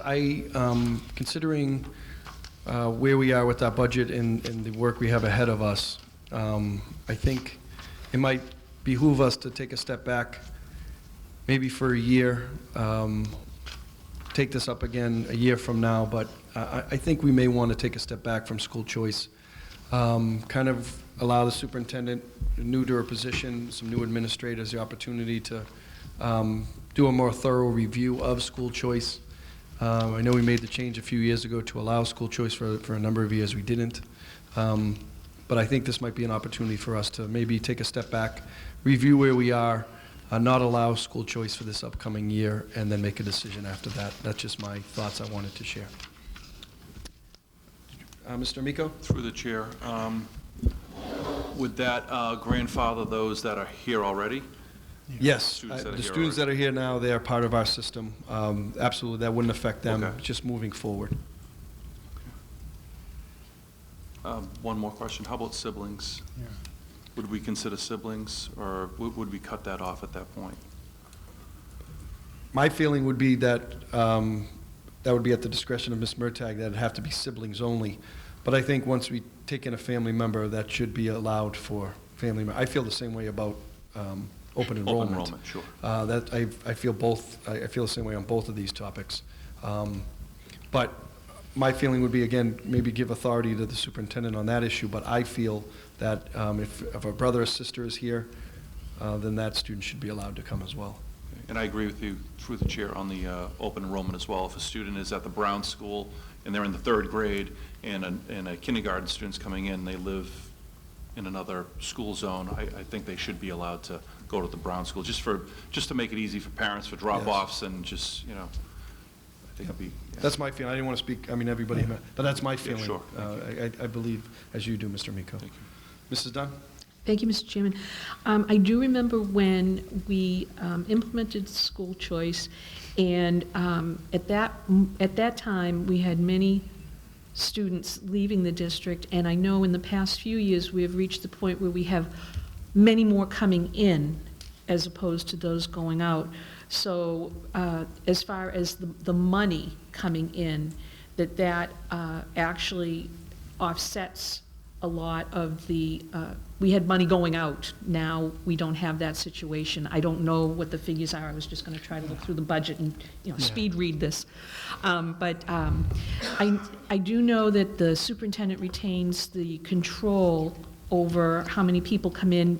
It's only if we have room. Is that the case with school choice also? Right, So, correct, on both open enrollment and school choice, depending Mhm. on numbers in classrooms, because contractually, we're in K through 2, it's up to 25 students, but you have to leave a little room for students that enroll in that school per se. And same thing with school choice. And it's grades 3 through 5 have 27 students cap in their classrooms. okay. Well, I know, I think we have to vote in April. Tonight's the drop dead date for that vote. So I understand that. But in light of what the mayor has said, I'd also like to see if we could get some information looking at our school choice program, because the students that are here now will be able to stay if we vote not to participate next year. But if we could look at, if we could see any type of a trend or anything that we should be aware of. One thing I would be interested in is if students come here in the elementary school, do they stay through high school? I'd be interested to know that. Is there a particular school or grade that people are very interested in? And also, I know that many of our teachers who don't live in Peabody do want their students to attend. And if there were a way to allow that, if someone fell into the category, if we voted against school choice, and it would prevent them from enrolling their child in Peabody schools, but they're one of our staff people, I'd like to see if we could do something with respect to that situation, if they were out of the mix, so to say, of surrounding communities. They'd be in a special category. Mr. Amico? Through the chair, thank you. I would support that as well, sort of like a teacher, take your student to school or take your student to district policy. I think that would be that'd be really good to keep. Thank you, Ms. Carpenter. Thank you. So as I recall, when we first allowed school choice, it was strictly to offset the budget. That was the only reason we had done it. And at that time, we, while the vote was to allow school choice, we had directed the superintendent to only fill certain schools. We had a lot of space in some schools in the west end of the city, and it was only 2 or 3 schools, and school choice was definitely at the discretion of the superintendent, but we did give our opinion as to where those seats would be filled. Given the fact that the way I understand it is if we take a school choice vote and we say no, from what I understood, there are no exceptions. It's just done. You can't say employees can, you can't say siblings can, it's just done. Whereas if you vote yes and you still have the school choice, the superintendent still has discretion and can allow the sibling or the employee. That's my understanding at this point. I'm not sure if I'm correct, but that's the way I thought it was going all along. Yes, you're correct. Yes, I have to look at numbers in enrollment and everything like that. If you say no, no is no, I can't accept anybody else in. Nobody can come. No siblings, no employees, kids. That was my understanding. Mr. Hockman? Yeah, first of all, I think that school choice would grandfather in siblings. I think once you accept a child in your program, any sibling that elects to come as well is grandfathered in. I'm pretty sure of that. I agree with Ms. Carpenter with regard to employees, although I got to imagine we develop benefits for our employees that are unique to through a collective bargaining process, and there's got to be a way to deal with that. And I also, like Mr. Amico, would support Ms. Dunn in that regard. But if I may, going on this subject, because Ms. Carpenter is absolutely correct. Historically, the reason we entered this field was revenue-based. And it did two things. So before I get into my second thing, the first thing is revenue, and I see Mr. LaFleur through the chair in your in the administration's budget presentation tonight. You have an offset for school choice of $640,213, and I realize that with our vote tonight, if we did follow the recommendation of the mayor and cut off school choice moving forward, we would still have school choice students here because students that are enrolled, so long as they don't leave, are eligible to remain in our district until graduation. So my question to you is, if we did follow the mayor's recommendation and did not allow new school choice students in, how would that impact your expectation that you've put in the budget? If you know, I mean, I don't know if there's Oh, the microphone, sorry. It wouldn't impact the budget at all, sorry. Okay. The numbers are based on our current enrollment. Good, so we wouldn't have any increase of the delta that we already have. That's good for information for me at least. And the second point I'd like to make is, and Ms. Carpenter hit this one on the head also, we realized a long time ago, it was about 6 or 7 years ago, maybe 8 years ago, that we had space in the west side of the city, and we didn't want to tackle redistricting. So this was a way of saying, well, we're going to increase revenues in schools where there were smaller class sizes, and populate those rooms so that we kind of increased population on the side of the city that didn't organically have those students within their geographic districts, so that we would avoid going towards redistricting. So I would hope that if we do follow the recommendation of the mayor, and I don't disagree with him now, I think it might be time to take a break and revisit this, especially if it doesn't have a budget implication to us. But I would also like to couple that with a look at redistricting, because I think it's something that we need to do. I mean, it's just something that is kind of, it's healthy, I think, to look at redistricting every decade or 15 years, and I think we're probably beyond that 15-year period since the last redistricting. So those are just some anecdotal kind of comments to this, but I do see the mayor's point, and I do agree with him. Okay. Thank you, Mr. Hockman. Mr. Mikos? One quick question through the chair to anyone who could answer it, maybe Ms. Murtagh. Is this all or nothing, yes or no? Is this a district policy, or is that state law in regards to choice?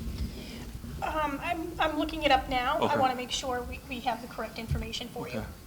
So I will let you know. Thank you. Thank you. Mrs. Dunn? In the interim, one question I have is, would you be amenable to, if we did vote in favor of school choice, to limit it next year to the high school only? I'm not in favor of it at all, my feeling. But I'd open it up to the members. Mr. Hockman? Yeah, to the points Mr. Miko and I think Ms. Dunn have both made, this is solely at the discretion of the superintendent. If we vote in favor of this, it's solely at the discretion of the superintendent as to whether to allow students in. And that may be a way to circumvent the staff issue, because I think we'd all be in favor of staff, and I don't mean to speak for you, Mr. Mayor, but I think I'd be in favor if staff were able to bring their students, their children, to the school district for convenience purposes and allow them to put in the hours that they are required to, and most of them put in more hours than they're even required to, which creates a greater benefit to our students by allowing them to have their children here, not having to get home to get them. I think we can see that. So I might be inclined to vote in favor of school choice with giving the superintendent the direction to be extremely cautious with the students that she would permit to enter our school district through school choice, if you understand, yeah. Thank you. Mrs. Dunn?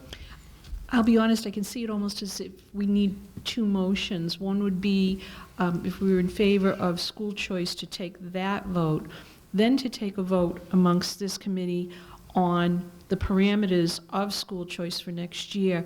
The reason I'm saying that is because we would actually need to approve school choice in order to be able to be reimbursed for any of our faculty who bring their students into the system.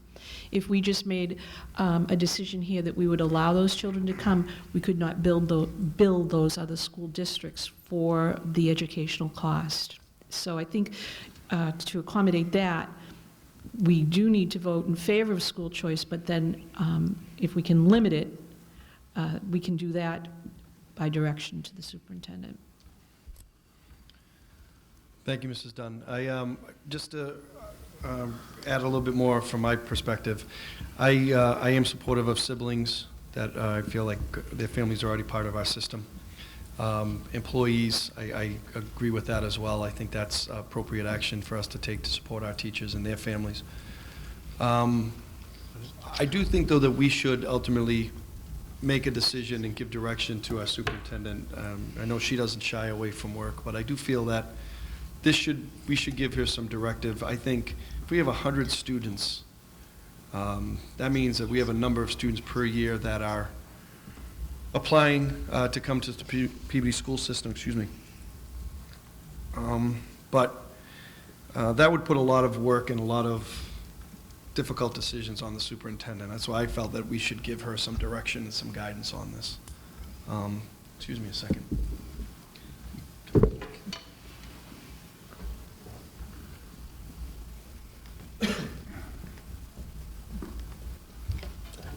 So we're actually looking this up if it's a yes/no vote, but, in looking at past minutes and looking at the DESE, we're looking into this. And legally, we're not obligated to take siblings, but that's something that I would definitely look at. But we're definitely looking it up, and I should have had that answer for you, and I do apologize. Mrs. Dunn? I'll be honest, the reason that I was suggesting limiting it next year to high school is only because I do know that at the elementary schools, some of them are bursting at the seam. Higgins is full.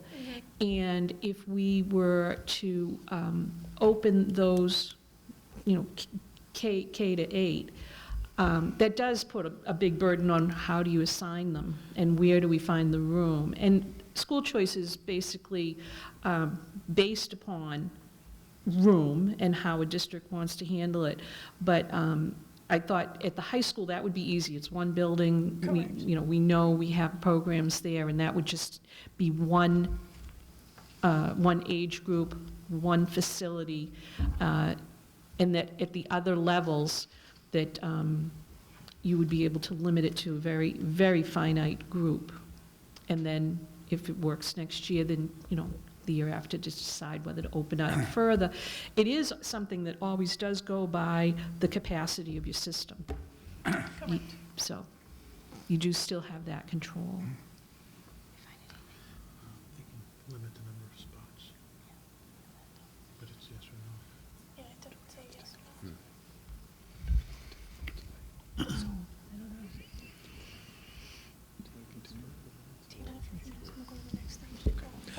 Okay, we're going to table this for a few minutes and then continue on with the rest of the superintendent's report and circle back on this. Sure. So I was asked to get the homeless and foster care regulations. Deb Murphy, our homeless liaison, our district homeless liaison, I put together a packet with some of the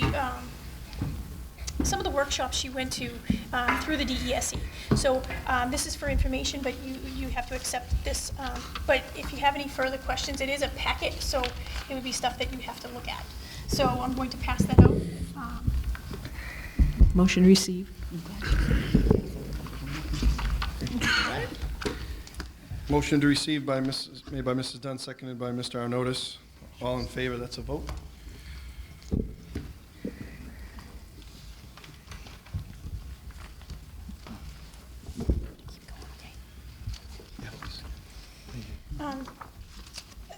I had mentioned last time that we're building a partnership with the Peabody YMCA. We already have one, but more in depth, I would say. So the YMCA has received a grant that affords the Peabody Public Schools second graders a couple things: to learn water safety lessons in their health classes in the month of May, to receive a supply kit that includes a bag with goggles and water safety tools and resources. They will be able to, with their parent, go to the YMCA for swim lessons at no cost, and there'll be sign-ups for that. And they'll attend, we're going to have different family nights for second graders and their parent to attend at the Peabody YMCA. So we'll be sending out more information to the families, but we're super excited about this because one of our goals is to make sure that all students know how to swim and have the skills to do so. So we're excited about this opportunity, and we've been working closely with the director of the YMCA, Rob Lowell. Oh, sorry, Mrs. Dunn? Thanks, Mr. Chairman. I just want to thank you, Ms. Merteg. I'm glad you worked this out with the YMCA. I think that's a wonderful program for our second graders because it's a safety thing that children should know how to swim. And it is very surprising when you will hear of an incident where the children never learn to swim. Teaching all the children in Peabody to do this will be great because it'll give the little ones familiarity. They won't be afraid if they ever fall in the water. The YMCA program is phenomenal, and I'm really, really proud of this. Proud of you for doing this. Thank you. Thank you. We're excited that our health teachers teach a water safety unit in the spring, so it makes a nice connection with our curriculum as well. So we're excited about this. In your packet, you have a letter that went home today to the West School families. Due to the Monday after the Thanksgiving holiday, they didn't have heat or any electricity within their school, so they have to make up that day on June 21st at this time. It would be June 21st. So the 20th and the 21st, they will have half days on both days. So that letter went home today. Also in your packet, you have your monthly expenditure report. And if you have any questions, Ms. LaFleur is available. And we just have to go back to school choice. We tabled Sorry, it a yeah. little bit. Sorry, we tabled it. I apologize for having to step out for a moment. So, okay, anybody want to continue the discussion? Sorry, I was thrown off a little bit for a second. So were we. I'm trying to get to school. 2-to-1 Bruins. No, that wasn't why I stepped out. But thanks for the update. That's good news. All right, so let's continue the discussion. Anybody else want to share their feelings and perhaps make a motion? Mrs. Dunn? I would like to make a motion that we vote in favor of having school choice for 1 year. So moved. Second. Further motion by Mrs. Dunn, seconded by Mr. Arnottis. Mr. Olympia. I'm sorry, Mr. Olympio. On the motion, Mr. Amico. Thank you. Through the chair to the committee. The reason why I would be voting yes in favor of this is because of those two things that I had mentioned earlier about the staff members bringing their kids to school, to district. I think the benefits outweigh, be able to take your own kid to a school. As Mr. Hockman said, they invest so much time and energy, and to be able to bring their kid to their own school or to a school in the district, that would be beneficial to us and to the teachers. And for the other reason, for the siblings. We've established a relationship with that family. We have hypothetically, we have a fourth grader who's doing well, and here comes a kindergarten student who wants to go to that same school, and for us to say no, I think that would put the parents in a very difficult position. So I'm kind of torn, but I would vote yes because of those two scenarios. On the motion, Mr. Olympio? Yes, through the chair. I mean, I agree with the mayor's position on, why we wouldn't, but again, Mr. Hockman, Mr. Amico, it sounds like we can't just, it's got to be kind of all or nothing and leave that discretion, unfortunately, with the superintendent. No, Yeah, do we have clarification on that? Yeah. Yeah, there are lots of options. Sorry to cut you off, Mr. No, no, Olympio. no. Oh, that's good. There are lots of options that you have. You can have a lottery system. Can you speak, can you speak in, Yeah. Dr. Lloyd? There are several options that you can have for a school choice situation. You can have a lottery. You can also limit the number of seats. You can have options that would include faculty members or siblings, and it is up to you to make that decision. That's on a yes vote. Yes, that's correct. That's on a yes vote. Would we have to put that in the motion itself? No, if it's a ye- No? If it's, It just if it's goes with it, yes, Then it's then, up to you. right. Okay. Then we give you your orders, right? Yeah, could we get, so we could make a motion to approve school Right. choice, but then could we make a motion that only siblings and, Well, No. I would, what I would like to do is talk to Rob O'Donnell at the DESE because, but we have to make a vote, I think, tonight because it's April. This is the problem. So if it's a yes vote, I believe I have the option, you know, looking at numbers, looking at taking siblings, looking at what you're asking me to do. Yeah. If we say a no vote, I do don't anything. believe we can bring anybody in. Yeah, That that's what is I'm afraid the of. clarification Yeah. that I want to make sure I have. And let's Right. err on the side of caution. And I do believe that in order to have that, the leeway, you do have to take a positive vote so that you are able to bill a sending community.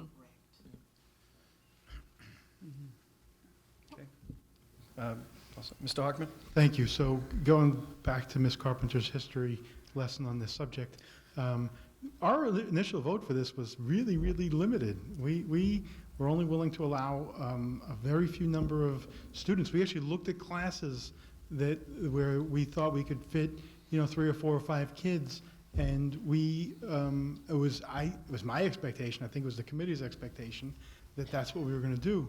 At the time, we had a very seasoned interim superintendent, I recall, who had a different view of things, as he did on many subjects, and mostly to our benefit, without us knowing about it. So I don't know that how do I say this delicately? And with all due respect to Ms. Mertag, this isn't intended in any way against you, but just as a policy body, which is what we do, I would want to vote to approve school choice with the restrictions that we want to impose on them. And if the DESE says that that's beyond the scope of what we're capable of doing, then let them come back and slap us on the wrist. But in the meantime, I agree that with the conversation that's taken place, we don't want to exclude siblings to make it more difficult for families that we have relationships with, and we certainly don't want to make it more difficult for staff members. But beyond that, it sounds like that's about the extent of the discretion we're willing to offer.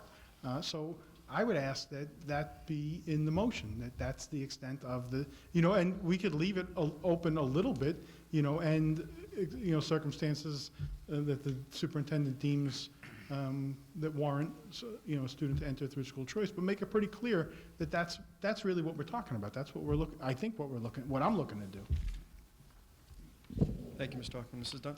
That's why I was thinking it would be clean to do 2 motions. That's fine. The first one, that, yes, we are a school choice district, and then make a second motion directing the superintendent to, I'm okay with it. that yeah, way. I think that's you have fine. to do 2, though, just for the, so DESE just gets the clean motion that, yep, we're school choice, and then they're gonna check it off in a box on one of those things they put on the websites. Thank you, Mrs. Dunn.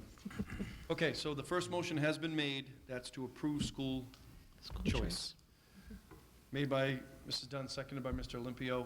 Roll call vote on that motion, please. Yes. Yes. Yes. Yes. Yes. Yes. And then I would make a second motion, Mr. Mayor, that students coming to our district next year under school choice will be limited through the discretion of the superintendent to siblings of current school choice students, children of current staff members, and to the Peabody Veterans Memorial High School, grades 9, 10, 11, and 12. So moved. Okay.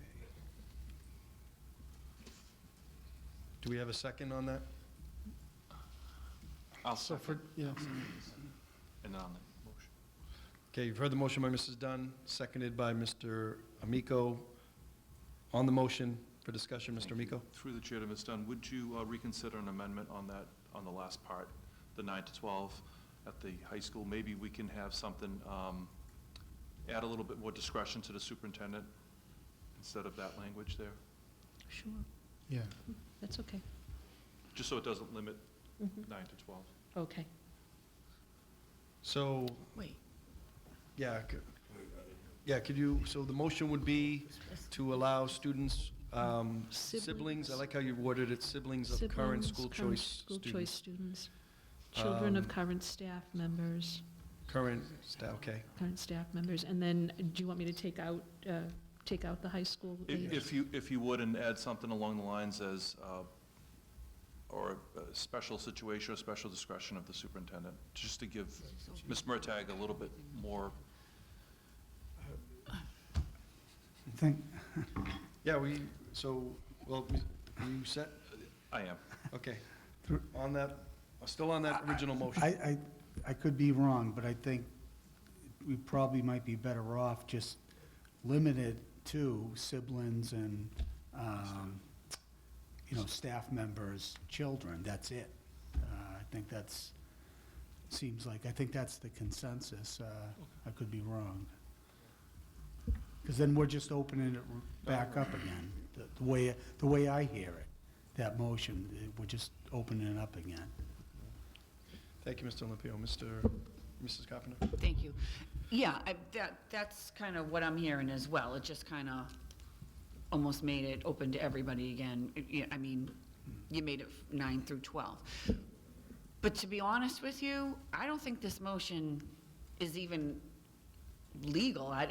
For all of the years that we've talked about this and voted on this, once we make the vote on school choice, we're done. It's all her discretion. There have been years where I have voted no on school choice so that the superintendent does not have to hear any stories, feel bad for anybody. Budgetarily, I voted that way, just to take the burden off of the superintendent. Considering siblings and, we have suggested to the superintendent our wishes, and we've always had superintendents who have heard us very loud and clear. Sometimes they went a little bit beyond.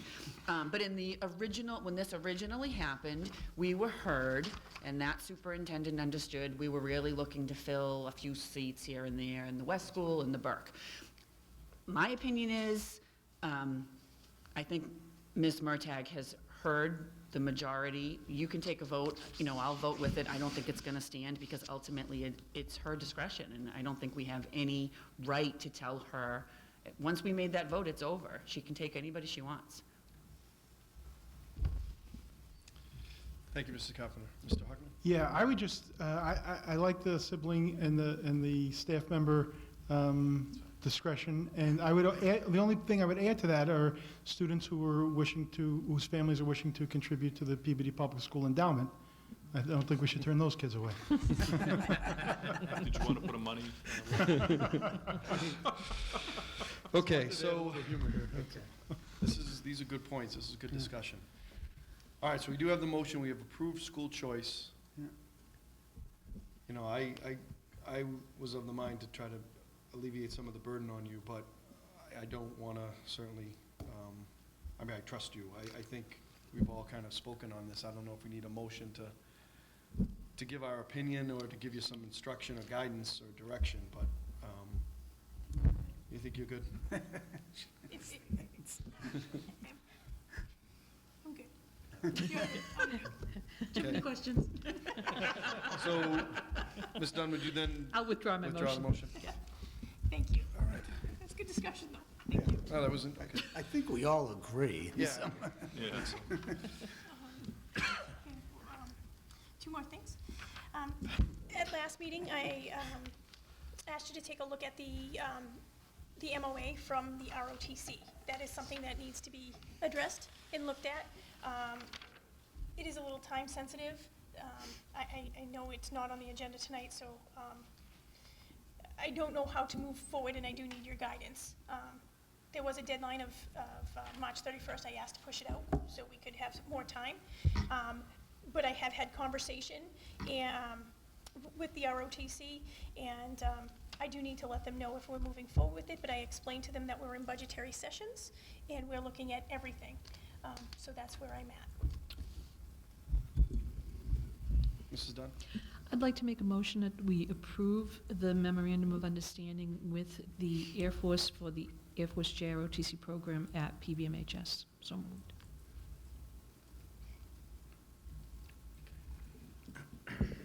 I'll second for discussion. Heard the motion by Mrs. Dunn, seconded by Mrs. Carpenter for discussion. Mrs. Carpenter? Thank you. Through the chair, Ms. Murtagh, do you have the current enrollment, possible future enrollment for next year and the cost of that program? Current enrollment is 35. Looking at the tallies, but not everything is in just yet because students are picking their coursework. It's 50 to 52 at this point. It may be growing, but that's where we're at right now. And cost is the 2 teachers, the 2 ROTC instructors. 50%. Which would be around, probably between 115 and 120,000 Total, for the 2? total.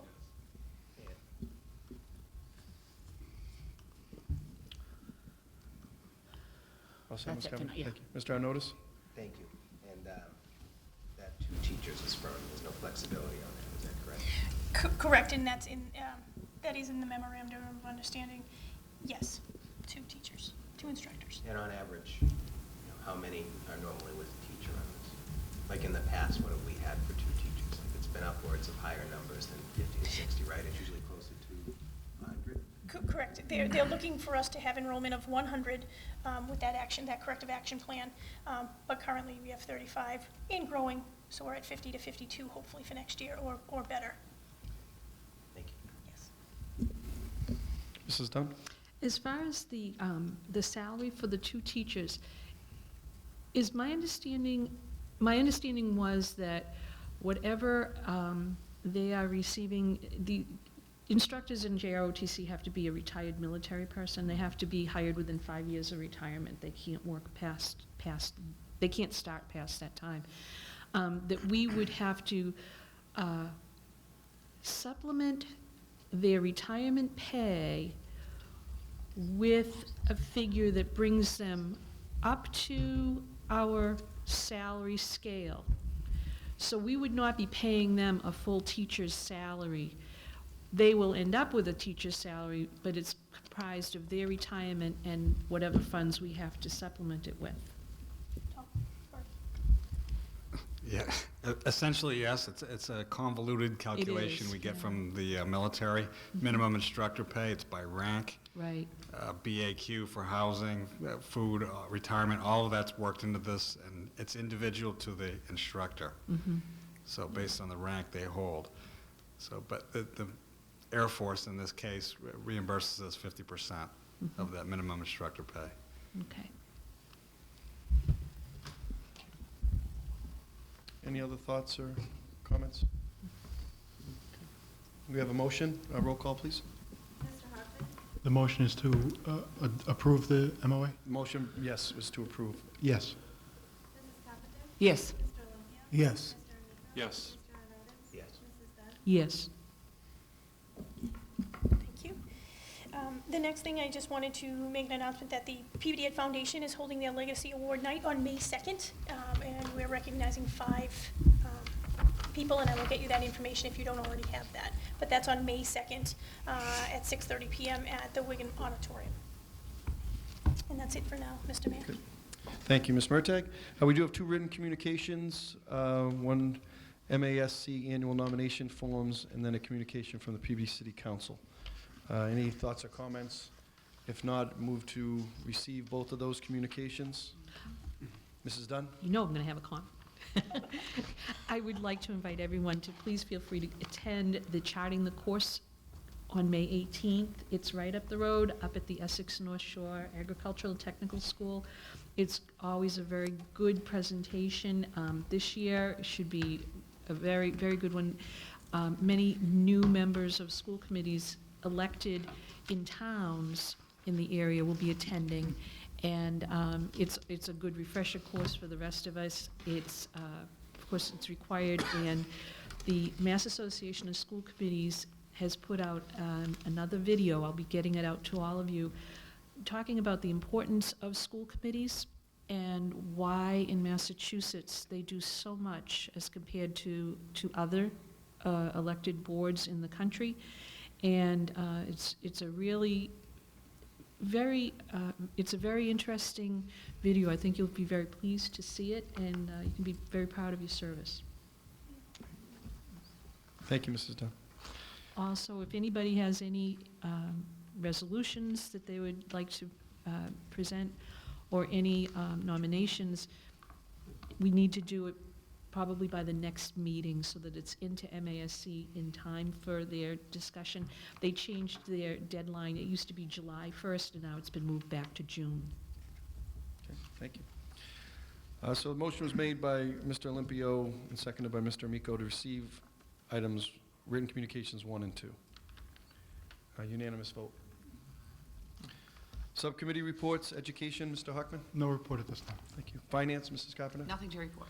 School safety, Mr. Olympio? Yes, we had a brief meeting to go over some safety procedures for the district right before this meeting.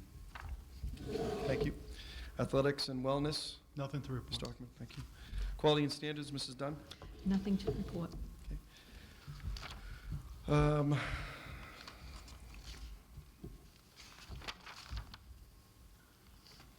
Liaison to the parent and student advisory boards, Mr. Arnottis? Or is Mrs. Dunn? I'm getting confused on these, so. I know, we need another line. Yeah, we need it, so it's, It's in here now. do we split it? Oh, there we go. We did. They're ahead of me. Liaison to the parent and student advisory boards, Mrs. Dunn, anything? Parent Advisory Board is meeting next Monday here at Higgins at 6:30 PM. Of course, it's an open meeting, and the presentation and special guests will be members of the Student Advisory Board. I believe they're called the Health Advisory Council from our health clinic up at the high school. So that's going to be a nice presentation for the parents. And we heard from our Student Advisory Board today, that was their last official appearance here with the school committee. One of the things that will have to happen up at the high school, they do need to have an election for next year's Student Advisory Board members, and when those students are chosen, then among the 5 of them, they need to select a chairperson. And so they've got some excitement to head their way, so. Great. Yeah, that was a terrific group. Thank you. Building and grounds, Mr. Amico? Nothing at this point, thank you. Special education parent advisory board, Mr. Olympio? Yes, I have a meeting scheduled for tomorrow night at Higgins at 6 o'clock. Great, thank you. Liaison to the city council and the legislative delegation, Mr. Arnottis? Great. Before we adjourn, just a couple quick items I wanted to mention. This Saturday, we have Peabody Cleanup Day, Pride in Peabody Day. We are meeting at City Hall at 9 a.m. on Saturday. We would welcome anybody who is willing to come down and help us out. We've got to do some cleanup after the long winter, and we're going to be focusing on some different areas, so any help would be definitely appreciated. Also that day, Saturday, we have Green Fest, which is an event that is organized by Green Peabody to do a terrific job. It's at the Senior Center on Central Street from 9 to 1. We will, a great event, all kinds of different exhibits, different sponsors have contributed greatly to that event, and hopefully, if you have time, please join us at the Senior Center for Green Fest from 9 to 1 on Saturday. Also, one other thing I wanted to mention, last night we had the kind of a ribbon cutting for the start of the Peabody softball, youth softball league. It was a great event. We had the Peabody High School softball team come down to support the program, but well over 200 athletes are playing for the Peabody Youth Softball. But why I wanted to bring it up today was many of their games and their practices are going to be here at the Higgins Middle School. We had to wait well over a year. I was hoping that maybe we might be able to start playing on the field in the fall. However, we wanted to wait, allow that grass to strengthen and have the field ready for our student athletes this spring. So as of this spring, we will be playing softball. I know lacrosse has been playing on the fields as well, and then I think the plan will be for youth football to have some practices there. But the field could be used in a number of things. We as a community made a decision to honor firefighter Jim Rice and name the fields in his memory, dedicated to them. Amy Rice, his wife, was here last night, and she cut the ribbon to start the season. Unfortunately, the weather didn't cooperate. We were in the gymnasium here. But we are in the planning stages now of doing more of a formal dedication of the field later this spring. We'll be having the firefighters involved, the police department, and we're looking to have our youth involved, and certainly our elected officials. I'll let everybody know, we're hoping to finalize a date for that in the very near future.